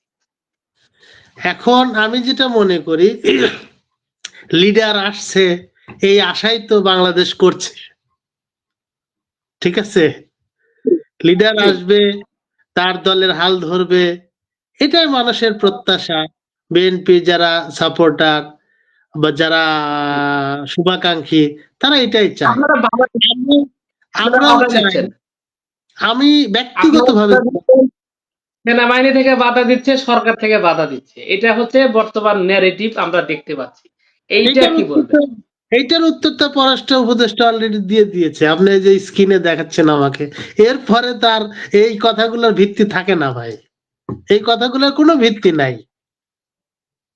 আচ্ছা, এখন এটা আমি এটা যেটা আপনি বলবো, ভিত্তি নাই বললেন, আমি আর একটা জিনিস আমি দেখাই আপনার নতুন আমাদের যে জামায়াত ইসলামের নতুন নায়েবে আমির, উনি একটা বিস্ফোরক কথা বলেছেন, এটা নিয়ে ব্যাপক আলোচনা হচ্ছে। আপনি এই বক্তব্যটাকে কিভাবে দেখবেন, যে ইংল্যান্ডের নাগরিকত্ব ছেড়ে বাংলাদেশে আসতে পারবেন, প্রধানমন্ত্রী হতে পারবেন কিনা তার শিওর না, এই কারণে উনি আসছেন, এই কথা বলছেন। আজকে এই রাজশাহীর যে ইটা রয়েছে, এটাতে এই যে প্রোগ্রামটা হলো, এই প্রোগ্রামে বলছেন নতুন নায়েবে আমির এটিএম মাওলানা এটিএম কি আজহার, এটিএম আজহারুল ইসলাম, উনি এই কথাটা বলছেন। আমি স্ক্রিন আপনাকে দেখানোর চেষ্টা করতেছি, এই যে আসছে, দুইটা আসছে, আমি একটা ক্রস করে দিই। তো এটার ব্যাপারে আপনি একটু কি বলবেন, এই যে এই ব্যাখ্যাটা কি, এটার ব্যাখ্যা অনলাইনে ব্যাপক আলোচনা হচ্ছে বিষয়টা নিয়ে, ইংল্যান্ড আসলে ছেড়ে আসতেছেন না প্রধানমন্ত্রী। জি এটা বিষয়টা আমি বলবো যে এটিএম আজহারুল ইসলাম যে কথাটা বলেছেন, এটার জি মধ্যে অবশ্যই যৌক্তিকতা আছে। কারণ সাধারণ বলেন। মানুষ যারা বিএনপির ভক্ত কিন্তু হয়তো কোনো দায়িত্বশীল নয় বা কোনো লিডার পারসন নয়, তারাও হুম এই ধরনের মন্তব্য অলরেডি করে বসে আছে। এটা এখন আমাদের নায়েবে আমির করেছেন বিদায় এটা হাই ভোল্টেজ। হ্যাঁ, এটা আপনার কথা ঠিক, যে কথা কার মুখ থেকে আসলো, কিন্তু আপনি এই কথাটা তৃণমূল পর্যায়ে আমরা অলরেডি অনেক আগে থেকেই শুনতেছি যে উনি যখন মোটামুটি 100% নিশ্চিত হবেন, জি এমনকি তখনই আসবেন। এরকমও শোনা যাচ্ছে বা তৃণমূল যে উনি ওখানে বসেই নির্বাচন করবেন। এবং দেখেন, একজন আইসিইউর মানুষ, এটা অনেকেই মন্তব্য করেছে, এটা আমার মন্তব্য না। পিনাকি ভট্টাচার্য একজন সোশ্যাল অ্যাক্টিভিস্ট আছেন, উনি জি জি কিন্তু বিএনপিকে আচ্ছা মতো গালি দিছেন। আপনি আমার কথা না, কেন উনি বলছে কত বড় বেকুব হলে একজন হুইল চেয়ারে বসা মহিলাকে উনি খুব, ওনার কথাটা আমার ভালো লাগছে। বলছে যে যে দলই ক্ষমতা আসুক, হোক জামাত হোক বিএনপি, যে দলই ক্ষমতা আসুক না কেন, উনি রাষ্ট্রপতি হবেন আগামী দিনে। ওনাকে এই বৃদ্ধ বয়সে এই এতে নিয়ে এসে ছোট করার কি দরকার? আবার এই একটা না, বক্তব্য দুইটা না। এই বক্তব্য এই বক্তব্যটা শুধুমাত্র এটিএম আজহারুল ইসলামী দেন নাই, জামায়াত ইসলামীর অন্যতম একজন প্রার্থী এবং সিনিয়র আইনজীবী শিশির মনির, উনিও কিন্তু বেশ খানিকটা এই দিক থেকেও বলছেন। আপনি স্ক্রিনে দেখতে পাচ্ছেন, এটা কিন্তু আসলে ব্যাপক চর্চিত একটা ইস্যু একটা। বলেন। শিশির মনির বর্তমানে সবচাইতে আলোচিত একজন ব্যক্তি এবং জি আইন বিজ্ঞ বলা চলে ওনাকে, এবং উনি কিন্তু তারেক রহমানের আইনজীবী, এটা আপনাকে মাথায় রাখতে হবে। জি জি 21শে আগস্টে যে গ্রেনেড গ্রেনেড হ্যাঁ, গ্রেনেড আছে। জি তাহলে বিএনপির মধ্যে কি উনি ভেড়ান ভেড়ান বেগম জিয়া, লুৎফুজ্জামান বাবর। না, আমি তা তো আছেই, আমি সেটা বলতেছি যে আহ তাহলে এই আইনের যে বিষয়টা, আমার মনে হয় আমার আপনার বা এটিএম আজহার ভাইয়ের চেয়েও শিশির মনির কম জানেন না জি আইনগত যে বিষয়টা। সেই ক্ষেত্রে উনি জি। যেহেতু মন্তব্য করেছেন, তাহলে অবশ্যই এর মধ্যে ডাল মে কুছ কালা है। আচ্ছা আচ্ছা আচ্ছা, এখানে আমি আসলে জাতীয় রাজনীতি নিয়ে অনেকগুলো কথাই বললেন। আমি আরেকটা একটু এরপর আমরা ইভেন আরেকটু মানে একটু একটু বিপরীতে ভাই, যাবো। 1 মিনিট একটু বলে শেষ করব হামিনুর ভাই। বলেন। হ্যাঁ, আমি 1 মিনিট একটু বলে শেষ করব। দেখেন, সারা বাংলাদেশে ইভেন আমিও বা আমার যারা দলীয় লোকজন আছে, বেগম খালেদা জিয়া উনি একজন আপসীন নেত্রী, এটা মানতে হবে আপনাকে। জি এবং অবশ্যই। তার জন্য আমাদের ছাত্র সংগঠন থেকে শুরু করে বৃহত্তর জি রাজনৈতিক দলের জামাত ইসলামের সবাই মন থেকে দোয়া করে যে উনি সুস্থ হয়ে এই জাতির সংকট, এখন তো খুব সংকটময় মুহূর্ত চলছে বাংলাদেশের জন্য, ওনার মতো যে একজন শিরোনামের উপরই কথা বলবো। আচ্ছা বলেন বলেন। জি বলেন, আমি আপনার ওনার কথার ওনার মতো এভিডেন্সটা দেব। জি ওনার বলেন। মতো একজন বিজ্ঞ, ওনার মতো একজন মহিষী নারী এই মুহূর্তে রাজনীতির মাঠে বাংলাদেশের জন্য অনেক অত্যন্ত গুরুত্বপূর্ণ একজন ব্যক্তি। এই জন্য ওনার জি আমি রোগ মুক্তি কামনা করছি। আল্লাহ পাক যেন ওনাকে সুস্থ করে আবার রাজনীতির মাঠে ফিরে। খালেদা জি আমাদের দেশের একটা আপনি যে বললেন, আমি এটা একটু এখানে দেখাচ্ছি যে ইসলামী ছাত্র শিবির থেকে দোয়া মাহফিল করা হয়েছিল বেগম জিয়ার সুস্থতা হিসাবে। তারা জি, একটুখানি খণ্ডচিত্র আপনাদের রত্ন, একটুখানি। আল্লাহ তাকে হায়াত দারাজ করে দাও, সুস্থ করে দাও। বাংলাদেশের কিংবদন্তি নেত্রী তিনি আজকে অসুস্থ। আমরা তার জন্য দোয়া করতে চাই। তিনি সেদিনই আমাকে বলেছিলেন, আমি যখন মেডেলটা আমাকে পড়ায় আমি তখন মানে স্বাভাবিকভাবে কান তো মুখের কাছে চলে যায়। তো আমাকে তখন জিজ্ঞেস করেছিল তোমার বাড়ি কোথায়। তা আমি আমার উদ্দেশ্য এটা দেখানো না, কারণ অনেক কথা আপনার সাথে বলবো, আরো কিছু কথা বলার আছে, আর সময় অনেকটা চলে যাচ্ছে, যার কারণে ফুল ভিডিওটা আমি প্লে করতেছি। আপনার কথার এভিডেন্স যে ছাত্র শিবির ওনার জন্য দোয়া করেছেন। জি বলেন, জি, আপনার জি। কথা কন্টিনিউ করেন। জি না, কন্টিনিউ আমি করেন। আমি বলছিলাম, আমি বলে ফেলেছি যে তার রোগ, এই আজকের এই লাইভ অনুষ্ঠানের মাধ্যমে তার আহ, রোগ মুক্তি কামনা করছি। আল্লাহ পাক যেন তাকে সুস্থ করে আবারও বাংলাদেশের মানুষের পাশে দাঁড়ানোর তৌফিক আল্লাহ পাক দান করেন। এই সংকটময় মুহূর্তে পেশ করা নাকি অনেক দরকার আর কি। জি অনেক অনেক অনেক সুন্দর কথা বলছেন।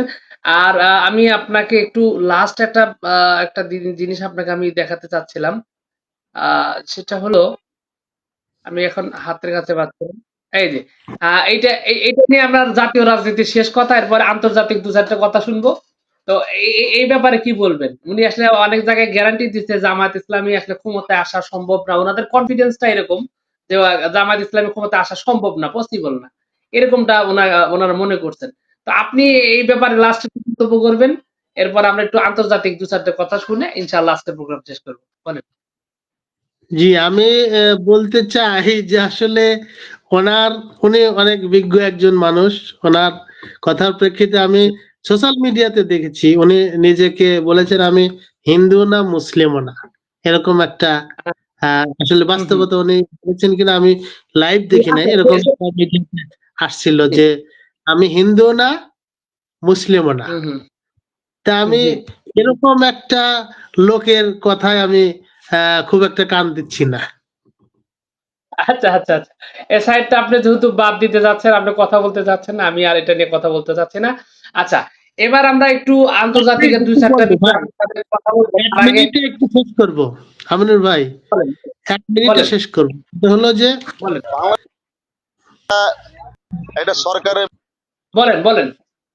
বাংলাদেশ জামাত ইসলামী আগামী দিনে ক্ষমতায় আসবে কি আসবে না, সরকার গঠন করবে কি করবে না, এটা বাংলার মানুষই ঠিক করবে। জি ব্যাপার, তবে, বাংলাদেশের সরকারের ব্যাপার, ইন্ডিয়ার সরকারের একটা আচ্ছা আমরা তো তৃণমূলে ঘুরতেছি, মানুষের জি দৌড় গোড়ায় পৌঁছানোর চেষ্টা করতেছি। শুধু বাংলাদেশ, আমাদের আমিরে জামাত বলেছে বাংলাদেশ জামাত ইসলাম তো ক্ষমতা আসার প্রয়োজন নেই। বাংলাদেশ আচ্ছা বলেন। ইসলামিক রাষ্ট্র কায়েম হোক, সেটা যার মাধ্যমেই হোক, সংসদে কোরআনের আইন পাশ হোক, এটা আমরা চাই। জামাত ইসলাম ক্ষমতা আসতে হবে এমন না। আচ্ছা, আপনি হয়তো জানেন কিনা যে এই মুহূর্তে বাংলাদেশ, এই মুহূর্তে না, গত 10-15 বছর ধরেই রাজনীতির একটা বড় শক্তিশালী একটা পার্ট হলো পেঁয়াজ। আপনি মানেন আর না মানেন, তো বাস্তবতা হচ্ছে পেঁয়াজের অংশটা। তো পেঁয়াজ নিয়ে ব্যাপক রকমের রাজনীতি চলতেছে। তো এটা নিয়ে আপনার কাছে দু চারটা কথা শুনবো। তো প্রথমত চল একটা আলোচিত একটা ভিডিও দেখবো আপনার। আচ্ছা, নজরুল ভাই, স্ক্রিন অফ। হ্যাঁ ভাই, আমি দিচ্ছি, স্ক্রিন অফ হয়ে গেছে না? জি জি। আচ্ছা, ক্যামেরা ক্যামেরাটা আপনি চালু করেন। হ্যাঁ, এখন বিষয়টা আমি আমি একটা ছোট্ট একটা ক্লিপস দেখাবো, অত্যন্ত ভাইরাল। এই ক্লিপসটা দেখানোর পরে আপনার সাথে আমি একটা কথা আর মানে আর একটা ইস্যু নিয়ে কথা বলবো। তো দেখেন, আমরা একটু যমুনা টিভির দেখাচ্ছি একটু আপনাদের। আর কিছু না পেয়ে পেঁয়াজ নিয়ে, পেঁয়াজ ছাড়াও কিন্তু রান্না হয়। হ্যাঁ, আমি আমি কিন্তু করি, আমি আমি করি তো, আমাদের বাসা করে। আমরা কিন্তু পেঁয়াজ ছাড়াও রান্না করি। অনেক তরকারি আছে যা পেঁয়াজ ছাড়াই করা হয়। কাজে এটা কোনো এমন এই পেঁয়াজ নিয়ে এত মানে অস্থির হয়ে পড়ার কি আছে আমি তো জানি না। আচ্ছা, আমি আর ওনার কথা বেশি শুনতে চাচ্ছি না। পেঁয়াজ আগে গুরুত্বপূর্ণ, হাসিনার সময় এখনো, কিন্তু সমস্যাটা হলো আগে গুরুত্বপূর্ণ ছিল, বাংলাদেশে 200 টাকা কেজি প্রায় হয়ে যেত, মাঝে মাঝে ডাবল সেঞ্চুরি করে ফেলতো। কিন্তু এবার ভরা মৌসুমে 200 টাকা কেজি পাওয়াতে গেলই না, বরং এখানে আরো একটা ঘটনা ঘটছে। সেটা আপনাদের আমি একটু আচ্ছা, এটা নিয়ে আরেকটা ভিডিও না দেখার পর্যন্ত আপনার কাছে প্রশ্ন করাটা আসলে অমূলক হচ্ছে। তো এই যে এখানে যদি আমরা দেখি যে পেঁয়াজের বিষয়টা, এখানে এই যেটা আমরা একটু দেখি, আহ বাংলাদেশ এটা সরকারের ব্যাপার, বাংলাদেশের সরকারের ব্যাপার, ইন্ডিয়ার সরকারের ব্যাপার। 25 সালে পেঁয়াজ তো মোটেই ঢুকিনি, তার মধ্যে 4-5 দিন পেঁয়াজ নিয়েছিল বাংলাদেশ। সেই আশাতে আমরা নাসিক, এমপি, ব্যাঙ্গালোর থেকে অনেক, প্রায় আমি 60-70 গাড়ি পেঁয়াজ নিয়ে এসেছিলাম, 2টা গোডাউনে রেখেছিলাম স্টক। মানে আজ খুলবে কাল খুলবে করতে করতে এখন পর্যন্ত পেঁয়াজ নিল না। সেই জন্য আমাদের ক্ষতি হয়ে গেছে। 50 গাড়ি মাল স্টক করেছিলাম। এখন অবস্থা বাংলাদেশের আশাই করেছিলাম, বাংলাদেশের সরকার নিল না, আমাদের ক্ষতি হয়ে গেল। বাংলাদেশের সরকার নিল না, আমাদের ইন্ডিয়া সরকার দিচ্ছিল, বাংলাদেশ সরকার নিল না পেঁয়াজ 24 সালে। আমাদের ইন্ডিয়া সরকার তো কোনো আমাদের পেঁয়াজ বন্ধ করেনি, সম্পূর্ণ বন্ধ করেছে বাংলাদেশের সরকার। প্রতি বছরও না, এবারও পেঁয়াজ আমরা স্টক করেছিলাম বাংলাদেশের উদ্দেশ্যে। আচ্ছা, আমি আপনার সাথে আমি সরাসরি আমি এটা নিয়ে আমি প্রশ্ন করব। সেটা হলো যে কিন্তু দেখা গেল বাংলাদেশ ভিডিওটা দেখলাম, ওই সময় পেঁয়াজের কেজি ছিল 200 টাকা প্লাস, এবং এটা নিয়ে ব্যাপক আলোচনা হয়েছিল। তো যার কারণে ওই সময় উনি এটা বলছিলেন যে পেঁয়াজ ছাড়াও রান্না করতে, মানে পেঁয়াজ পাওয়া যাইতো না। কিন্তু এখন আপনি এই মুহূর্তে লাস্ট যে ভিডিওটা দেখলেন, এখানে দেখলেন যে টোনকে টোন, আমি আরো কিছু এভিডেন্স দেবো, আপনি যখন বলবেন আমি এটা আপনার সামনে শো করাবো, যে পেঁয়াজ পচে যাচ্ছে টোনকে টোন, বাংলাদেশ পেঁয়াজ নিচ্ছে না। এটা কি কারণ? মানে এই যে আমরা যে দেখতাম একসময় হাসিনার সময় বলা হতো যে ভারত থেকে পেঁয়াজ না আসলে বাংলাদেশে পেঁয়াজের দাম বেড়ে যায়, এই যে ভারত নির্ভরশীলতা, ভারতের সাথে পেঁয়াজ দেওয়া যে সম্পর্কটা, এটা বর্তমান পরিস্থিতির কি এইরকমই আকাশ পাতাল তফাৎ, নাকি এটা একটা মানে কৃত্রিম অভিনয়? আপনার কাছে কি মনে হয় এটা, এই বিষয়টা একটু বলবেন। যে একসময় পেঁয়াজের জন্য বাংলাদেশ হাহাকার করতো, এখন ভারত বাংলাদেশকে পেঁয়াজ দেওয়ার জন্য হাহাকার করে, এটা এই বিষয়টা একটু বলেন, এরকম কেন? জি, আমি এখানে বিগত বছরগুলো আপনি বললেন যে একটা উল্লেখযোগ্য পরিমাণ ভারত থেকে বাংলাদেশে পেঁয়াজ আসতো,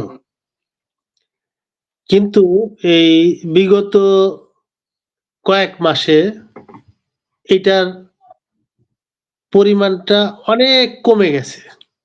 মাত্র ওখানে ছিল আহ 6 দশমিক বা 7 দশমিক এত লাখ টন, আর সেটা চলে আসছে বর্তমানে আপনার 12,000 সামথিং প্লাস, 12,000 লাখ থেকে হাজারে চলে আসছে। এখানে এখানে অনেক যুক্তি আছে, অনলাইনে আপনি দেখলে দেখতে পারবেন, কিন্তু আমার এটা আমি ব্যক্তিগত যেটা মত মনে ভারতকে করি। ছাড়া চলতে পারবে? মানে বাংলাদেশের বাণিজ্য কি ভারত কি এতটা অপরিহার্য কিনা? আমি এটা মানে এই বিষয়টা মানে বলতে চাচ্ছি।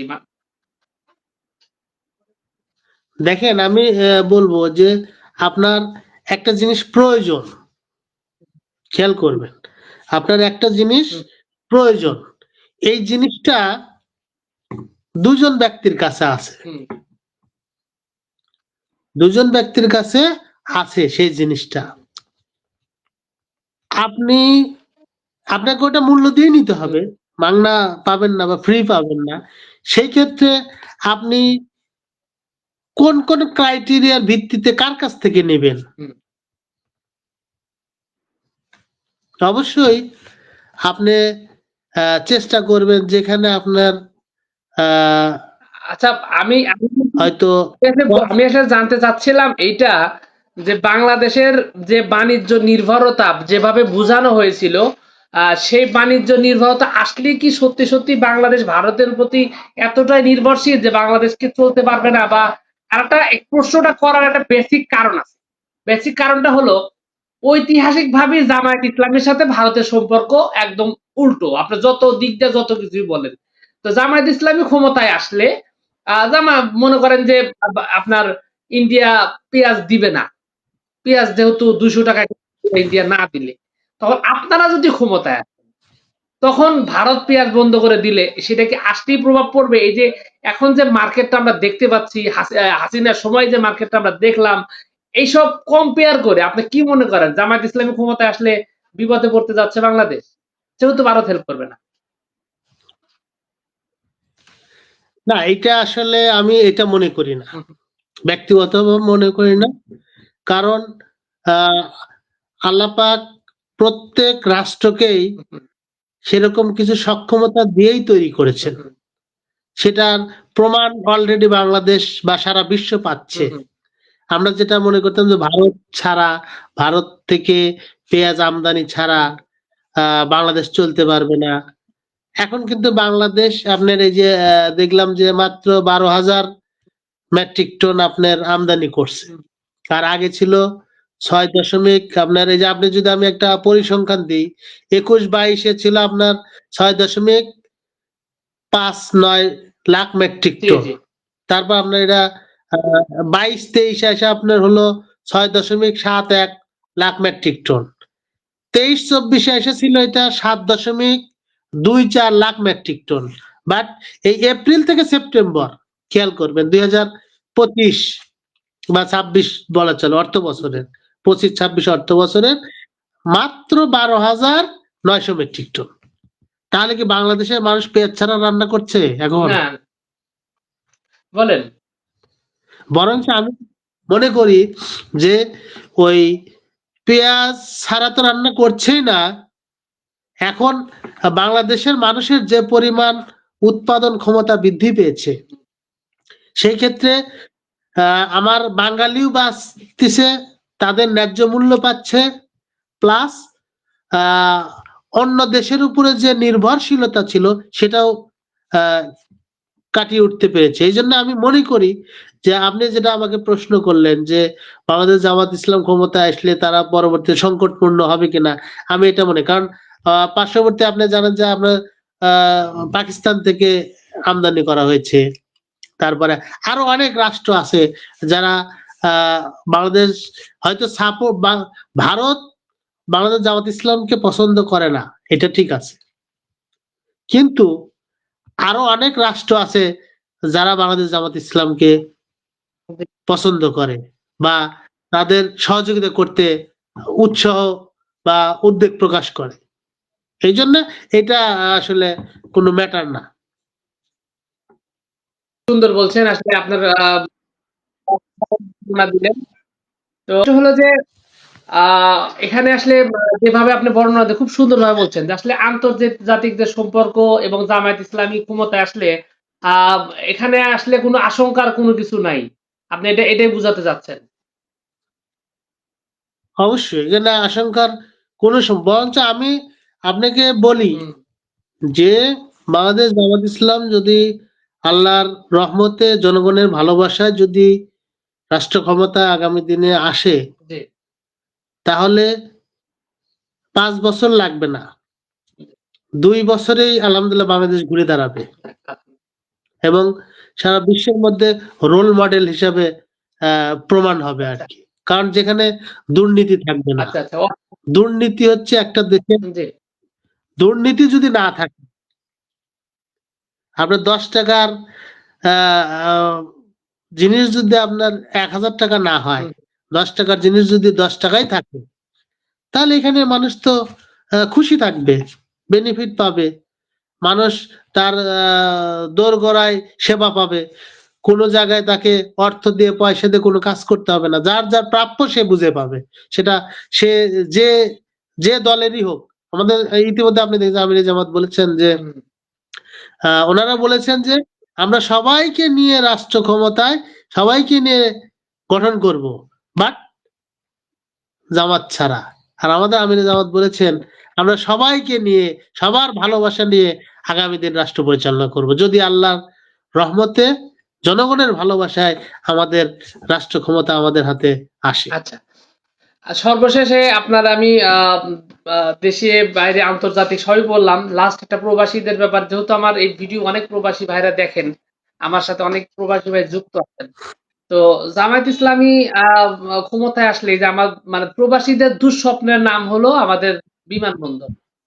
বিমানবন্দরে লাগেজ কাটাকাটি, দুর্নীতি, বিশেষ করে আবার পাসপোর্ট করতে অসুবিধা, আবার দেশের বাইরে যে যাইতে গেলে দেখা যায় যে ভারতের থেকে বিদেশে গেলে যে খরচ, পাকিস্তান আমাদের চাইতে নিচু আছে, তাদের থেকে যদি কেউ বিদেশ যেতে চায় দেখা যায় যে আহ, প্রায় 10 গুণ পর্যন্ত খরচ উঠে যায়। তো এই ব্যাপারে কি জামাত ইসলামী ক্ষমতায় আসলে এখানে কি পরিবর্তনের সুযোগ আছে কিনা, বা এই শ্রম বাজারের ব্যাপারে কি অবস্থা হতে পারে? আমি বলবো 100 বার সুযোগ আছে এবং 100% এটা যে ভোগান্তি এটা থাকবে না। আমি ইভেন একটা বাস্তব অভিজ্ঞতার কথা বলি।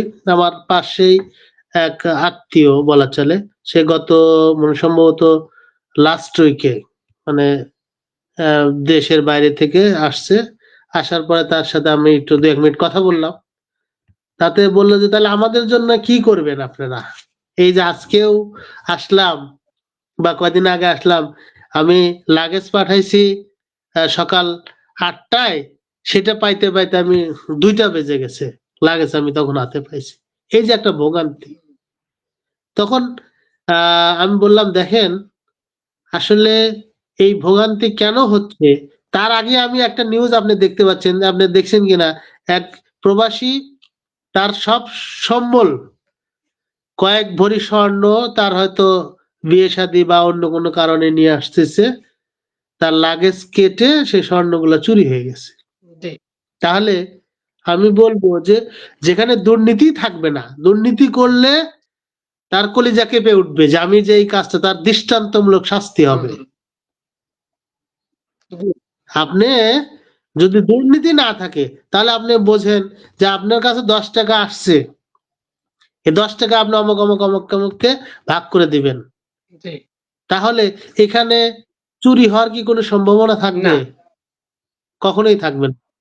আমি এই ক্ষেত্রে একটা উপমা একটু বলি।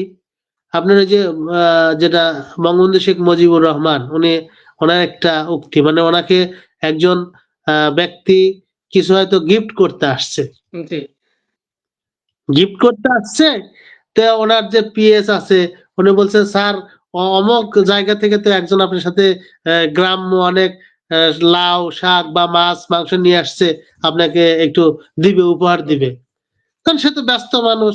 আচ্ছা ব্যস্ত মানুষ, সে বলছে ঠিক আছে তাহলে এই যে লোকটা আসছে একটা কষ্ট করে 20টা টাকা তুমি নিয়ে যা, তাকে দিয়ে দেও, আমার কথা বলে যে সে এটা খুশি হয়ে দিছে। আচ্ছা আচ্ছা সে দোতলা থেকে এসে তাকে 10 টাকা দিছে। পরে তাকে জিজ্ঞেস করছে কোন এক জায়গায় যে, আমি যে 20টা টাকা দিয়েছিলাম এটা কি তুমি পাইছিলা? বলছে না স্যার, আমি তো 10 টাকা পাইছি। তখন বঙ্গবন্ধু বলেছিল, যে দেশে দোতলা থেকে একতলা আসতেই 10 টাকা 20 টাকা 10 টাকা হয়ে যায়, সে দেশে আর কি হবে? সবাই পায় সোনার খনি, এই খনি, আমি পাইছি চোরের খনি। আসলে বাস্তবতা হলো, যদি দুর্নীতি রোধ করা যায়, দুর্নীতি যদি জিরো টলারেন্সে থাকে, তাহলে সেই দেশে সকল কিছুই সম্ভব। আপনার প্রবাসীরা সেবা পাবে, আপনি আসলে আপনি ঠিক বলছেন যে দেশের দুর্নীতি নাগরিক। আসলেই রোধ করা যায়। তার একটা প্রমাণ হলো যে ধর্ম উপদেষ্টা আফামা খালিদ, পুরা নামটা আমি আসলে, ওনার এই যে সর্বশেষ হজ করতে যাওয়া, যে টাকা ফেরত দেওয়ার মতন ইতিহাস হ্যাঁ, নজির আমরা দেখেছি আপনার সামনে স্ক্রিনে। এবং এবার কিন্তু আমরা দেখেছি যে আপনার বিমান খরচও কিন্তু প্রচুর, প্রায় অর্ধেকে নেমে এসেছিল। তো আপনার বিদেশে যাওয়ার জন্য আপনার বিমান ভাড়া খরচ টরচ, এই যে কমে আসে আবার কিন্তু বেড়ে গেছে বলে আবার কিছুদিন শোনা গেছে। তো এগুলা কি আসলে স্টেবল করা সম্ভব? জামায়াত ইসলামী কি পারবে এগুলা স্টেবল করতে? 100 বার পারবে। আমি বলি, আপনি দেখেন এখন যে অবস্থা, হুম, হুম। এইটা আপনি সরাসরি এজেন্সির সাথে আপনি কথা বলার আপনি মাধ্যমে 4-5টা স্টেপ পার হয়ে আপনাকে যেতে হয়। জি আর এই স্টেপটা যখন আপনি সরাসরি মানুষের দোরগোড়ায় পৌঁছে যাবে, সরাসরি আহ কোনো মাধ্যম থাকবে না, হুম, হুম, কোনো, এটাকে বলে কি লয়ার, বা বাংলায় বলে হচ্ছে দালাল। হুম, দালাল যদি না থাকে, হুম, হুম।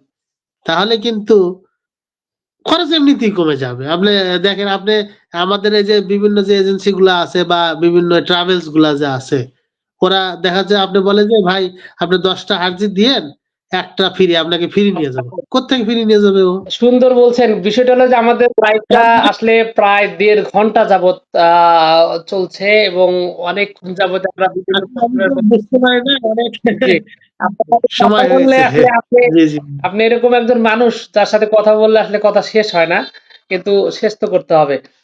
আপনার সর্বশেষ চমৎকার ভাবে উপস্থাপন জি, করছেন। সর্বশেষ আপনার কাছে আমি সবই তো শুনলাম। সবচাইতে একটা মানে একটা প্রশ্ন হলো যে আগামী সংসদ নির্বাচনে আপনার যে মাঠে আছেন সিরাজগঞ্জ ৩ আসনে, এখানের ফলাফল কেমন হতে পারে? আপনারা জয়ের ব্যাপারে কেমন আশাবাদী?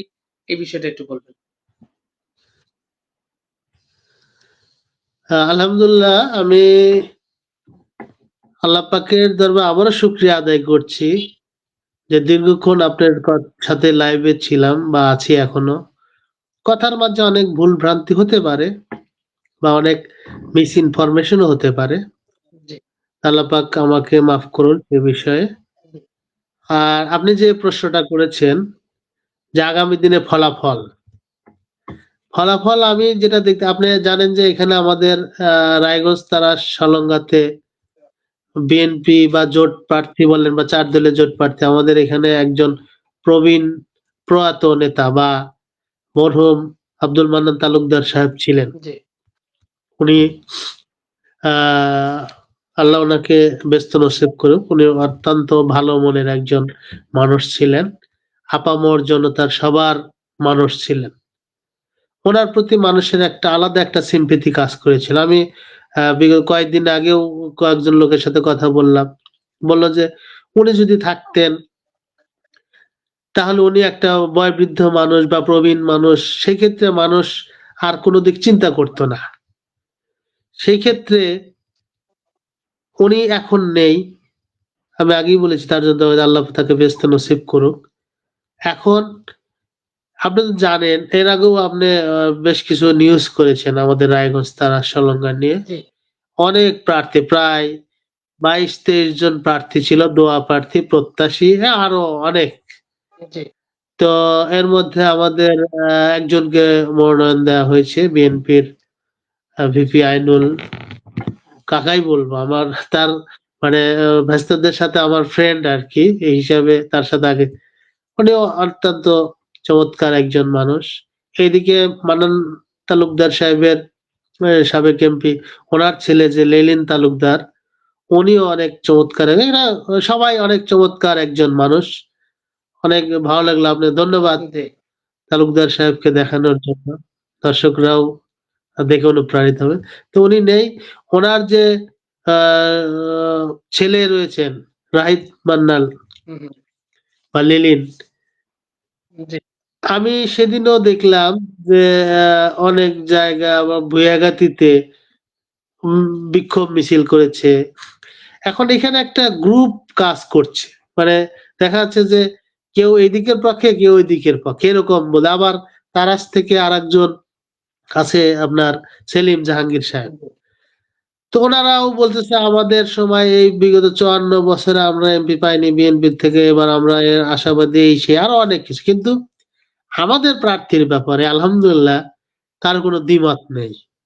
সবাই আপামর জনতা এককভাবে, যে দেখো ওদের মধ্যে অনেক থাকতে পারে বড় দল, ওনারা নিজেকে বড় দল মনে করেন, বা বিগত দিনে যারা বড় দল করে মনে করে তারা কিন্তু নাই, চলে গেছে।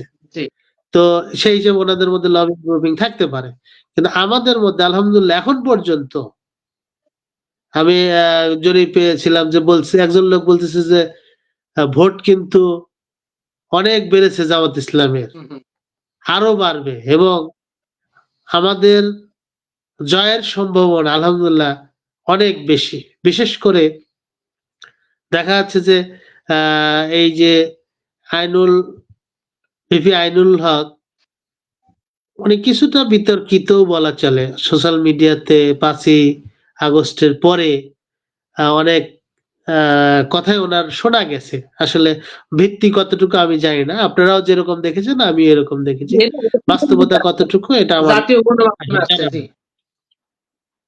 জি হ্যাঁ, নিউজে আসছে, অনেক কিছু আসছে, তাই সেই বিষয়ে আমি বলতে যাচ্ছি না। তবে তারপরে আমি আমাদের প্রার্থীর ব্যাপার, জয়ের ব্যাপারে আমি শতভাগ আশাবাদী। আমি যেখানে বিশেষ করে তারা সে একচেটে ভোট ওখানে পাবে ইনশাল্লাহ। এদিকে ইভেন আরেকটা কথা না বললেই নয়, হুম, আমার তো মনে হয় যে আলহামদুলিল্লাহ প্রত্যেকটা ইউনিয়নে আমাদের প্রার্থী বিপুল ভোটে ফার্স্ট হবে ইনশাল্লাহ। এটা আশা রাখছি ইনশাল্লাহ।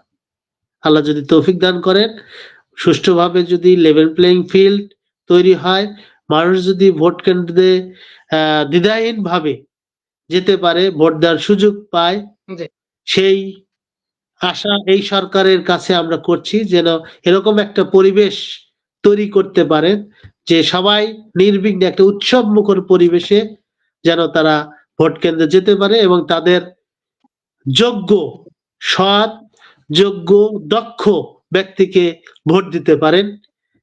এই আশা রাখছি, এবং যদি এটা হয় তাহলে ইনশাল্লাহ আমরা বিজয়ী হব আগামী যাক, দিনে। অসাধারণ জি, অসাধারণ বলছেন। আসলে প্রশ্নটা ছিল ছোট, কিন্তু এটা অনেক বড় হয়ে গেছে। অনেক বর্ষিয়ান একটু বড় হয়ে তাদের গেল। আহ, তাদের আপনি স্মরণ করছেন, এটা খুবই ভালো একটা কাজ করেছেন। কারণ আব্দুল মান্নান তালুকদার উনি জোটের, আমাদের যে 4 দিনের জোট ছিল, জোটের একজন নেতা ছিলেন। ওনার ইসলাম প্রেমী একজন মানুষ ছিলেন, এবং আমাদের আইনুল কাকাও কিন্তু যথেষ্ট ভালো মানুষ। আইনুল কাকারও আসলে রাজপথে, আমি তার সাথে জেলে ছিলাম। আহ, হ্যাঁ, যথেষ্ট একদম ছোট থেকে জি উনি উনি উনি রাজপথের লোক আর কি। জি আচ্ছা, সবকিছু মিলে এখন আসলে আমাদের শেষ করতে হবে। সর্বশেষ এই যে আপনার প্রায় 2 ঘন্টার কাছাকাছি, 1.5 ঘন্টা আমরা কথা বললাম। তো সর্বশেষ দর্শকদের উদ্দেশ্যে, বিশেষ করে আমার এখানে বেশিরভাগ দর্শক হল আমাদের সিরাজগঞ্জের মানুষ। তো এখানে অনেক মানুষ দেখতেছেন, আমি আজকে লাইভে প্রচুর মানুষ দেখলাম এখানে কমেন্টস করতেছেন এবং দেখতেছেন, আপনাকে উইশ করছে, আপনার কথাগুলো প্রশংসা করলেন। আমরা দেখলাম অনেকেই আপনার ব্যাপারে মন্তব্য করলেন। তো এখন শেষ যেটা বলতে, তাদের উদ্দেশ্যে সর্বশেষ কথা বলবেন। আমি আজকে আগামী দিন আপনার নিয়ে প্রোগ্রাম করব, এরকম আশা রাখতেছি, এবং আশা করি আপনার পাবো। অনেক কিছু জানার আছে, তো আপনি একটু দর্শকদের উদ্দেশ্যে বলবেন। আসলে দর্শকদের কাছে প্রথমেই ক্ষমা চেয়ে নিচ্ছি, মানে সর্বশেষ আর কি, যে আমার কথার মধ্যে যদি কেউ মনে কষ্ট পেয়ে থাকেন, অনাকাঙ্ক্ষিত ভাবে, ইচ্ছাকৃত নয়, অনাকাঙ্ক্ষিত ভাবে কোনো দল বা কোনো গোষ্ঠীকে আমি মিন করিনি। আমি আমার জায়গা থেকে একান্তই আমার ব্যক্তিগত মতগুলো আমি প্রকাশ করেছি। সেই ক্ষেত্রে যদি কেউ কষ্ট পেয়ে থাকেন, সবার কাছে আন্তরিকভাবে ক্ষমা চেয়ে নিচ্ছি। আর আগামী দিনে যেটা আপনার ইস্যু ছিল আজকের, যে আমার ভোট আমি দেব, যাকে খুশি তাকে দেব, এই স্লোগানকে আমি দর্শকদের উদ্দেশ্যে বলবো, এই স্লোগানটাকে পরিবর্তন করে আমার ভোট আমি দেব সৎ, দক্ষ এবং যোগ্য এবং আমানতদারী ব্যক্তিকে দেব। এই স্লোগান নতুন করে এইভাবে আমরা যদি শুরু করতে পারি, তাহলেই আগামীর বাংলাদেশ হবে আমাদের নতুন বাংলাদেশ। 24-এর গণ অভ্যুত্থানের যে আশা নিয়ে ছাত্র জনতার সংগ্রামের মাধ্যমে আমাদের এই পথ চলা, আজকের এইখানে এই পর্যায়ে আসা, তাহলে আমাদের সবার, বিশেষ করে আপামর জনতার বলবো, সকল ধর্মের সকল বর্ণের মানুষের আশা পূরণ হবে ইনশাআল্লাহ। এবং সবার কাছে এই উদাত্ত আহ্বান রেখেই যে আগামী দিনে আমরা যাকেই ভোট দিই না কেন, দেখবো যে লোকটা সৎ, যোগ্য এবং আমানতদারিতা তার মধ্যে রয়েছে কিনা, তার ব্যক্তিগত লাইফ থেকে শুরু করে পারিবারিক সামাজিক কোনো কালিমা রয়েছে কিনা, এইগুলো একটু আমরা যাচাই বাছাই করে ভোট দেব ইনশাল্লাহ। সবাইকে ধন্যবাদ এবং মোবারকবাদ জানিয়ে আপনার এই লাইভ প্রোগ্রামে আপনাকেও অনেক কি বলবো, আপনাকে অনেক অনেক ধন্যবাদ। আপনি আরো এগিয়ে যান আগামী দিনে, এই আশা ব্যক্ত করেই শেষ করছি। আসসালামু আলাইকুম ওয়া রাহমাতুল্লাহি ওয়া বারাকাতুহু। জি। আমার দর্শকদের উদ্দেশ্যে আজকে যে আমন্ত্রিত অতিথি ছিলেন, আসলে ওনার অনেক জ্ঞান প্রজ্ঞা অনেক বড়, আপনারা ইতিমধ্যেই শুনেছেন। উনি একজন সম্মানিত শিক্ষক, তাছাড়াও বাংলাদেশ জামায়াত ইসলামী রায়গঞ্জ উপজেলা শাখার কর্ম পরিষদের সদস্য এবং বায়তুল মাল সম্পাদক। এছাড়া উনি ফোকাস যেটা বলছেন যে বাংলাদেশ ইসলামী ছাত্র শিবিরের একজন পরিচালক। মানে ওনার প্রোফাইল অনেক সমৃদ্ধ, অনেক জ্ঞানী একজন মানুষ।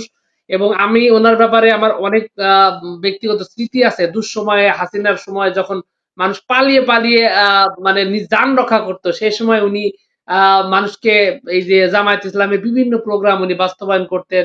মানুষের মান উন্নয়নের জন্য বিভিন্ন ধরনের, যেমন পাঠচক্র থেকে শুরু করে অনেকগুলো বিষয় উনি সরাসরি মানে মানুষকে সহায়তা, মানে জ্ঞান দিতেন বা উদ্বুদ্ধ করতেন। এবং বলা চলে যে এই যে একটা কথা আমি গৌরবে বলতে চাই, আমি জানি না ভাই একমত হবেন কিনা, সেটা হলো যে গুপ্ত। গুপ্ত আসলে আল্লাহ রাসূল সাল্লাল্লাহু আলাইহি ওয়াসাল্লামের সময় থেকেই আসছে, কারণ গুপ্ত মানে গোয়েন্দা। তো গোয়েন্দা মানে গোয়েন্দা হলো যুদ্ধ জয়ের প্রথম শর্ত। যার কাছে গোয়েন্দা তথ্য নাই, সে রাষ্ট্র টিকে না, সে যুদ্ধেও জিতে না। তো এইখান থেকে যে মানে এই যে মানুষগুলোকে সাপ্লাই দেওয়া, প্রেজেন্টেশন করা, এই কাজগুলো আমার ভাই ঠিক গভীর থেকে, উনি কিন্তু দল চেঞ্জ করেন নাই। উনি শুরু থেকেই ইসলামী ছাত্র শিবিরে, তবে তিনি কাজ করতেন গভীর থেকে, নিচে থেকে। এবং আমরা যারা আন্দোলন সংগ্রাম করতাম, আমাদেরকে উৎসাহ দিত। আমরা ওনাদের উৎসাহকে ব্যবহার করেই মূলত দেখা যায় যে আমরা রাজপথে কাজ করতাম।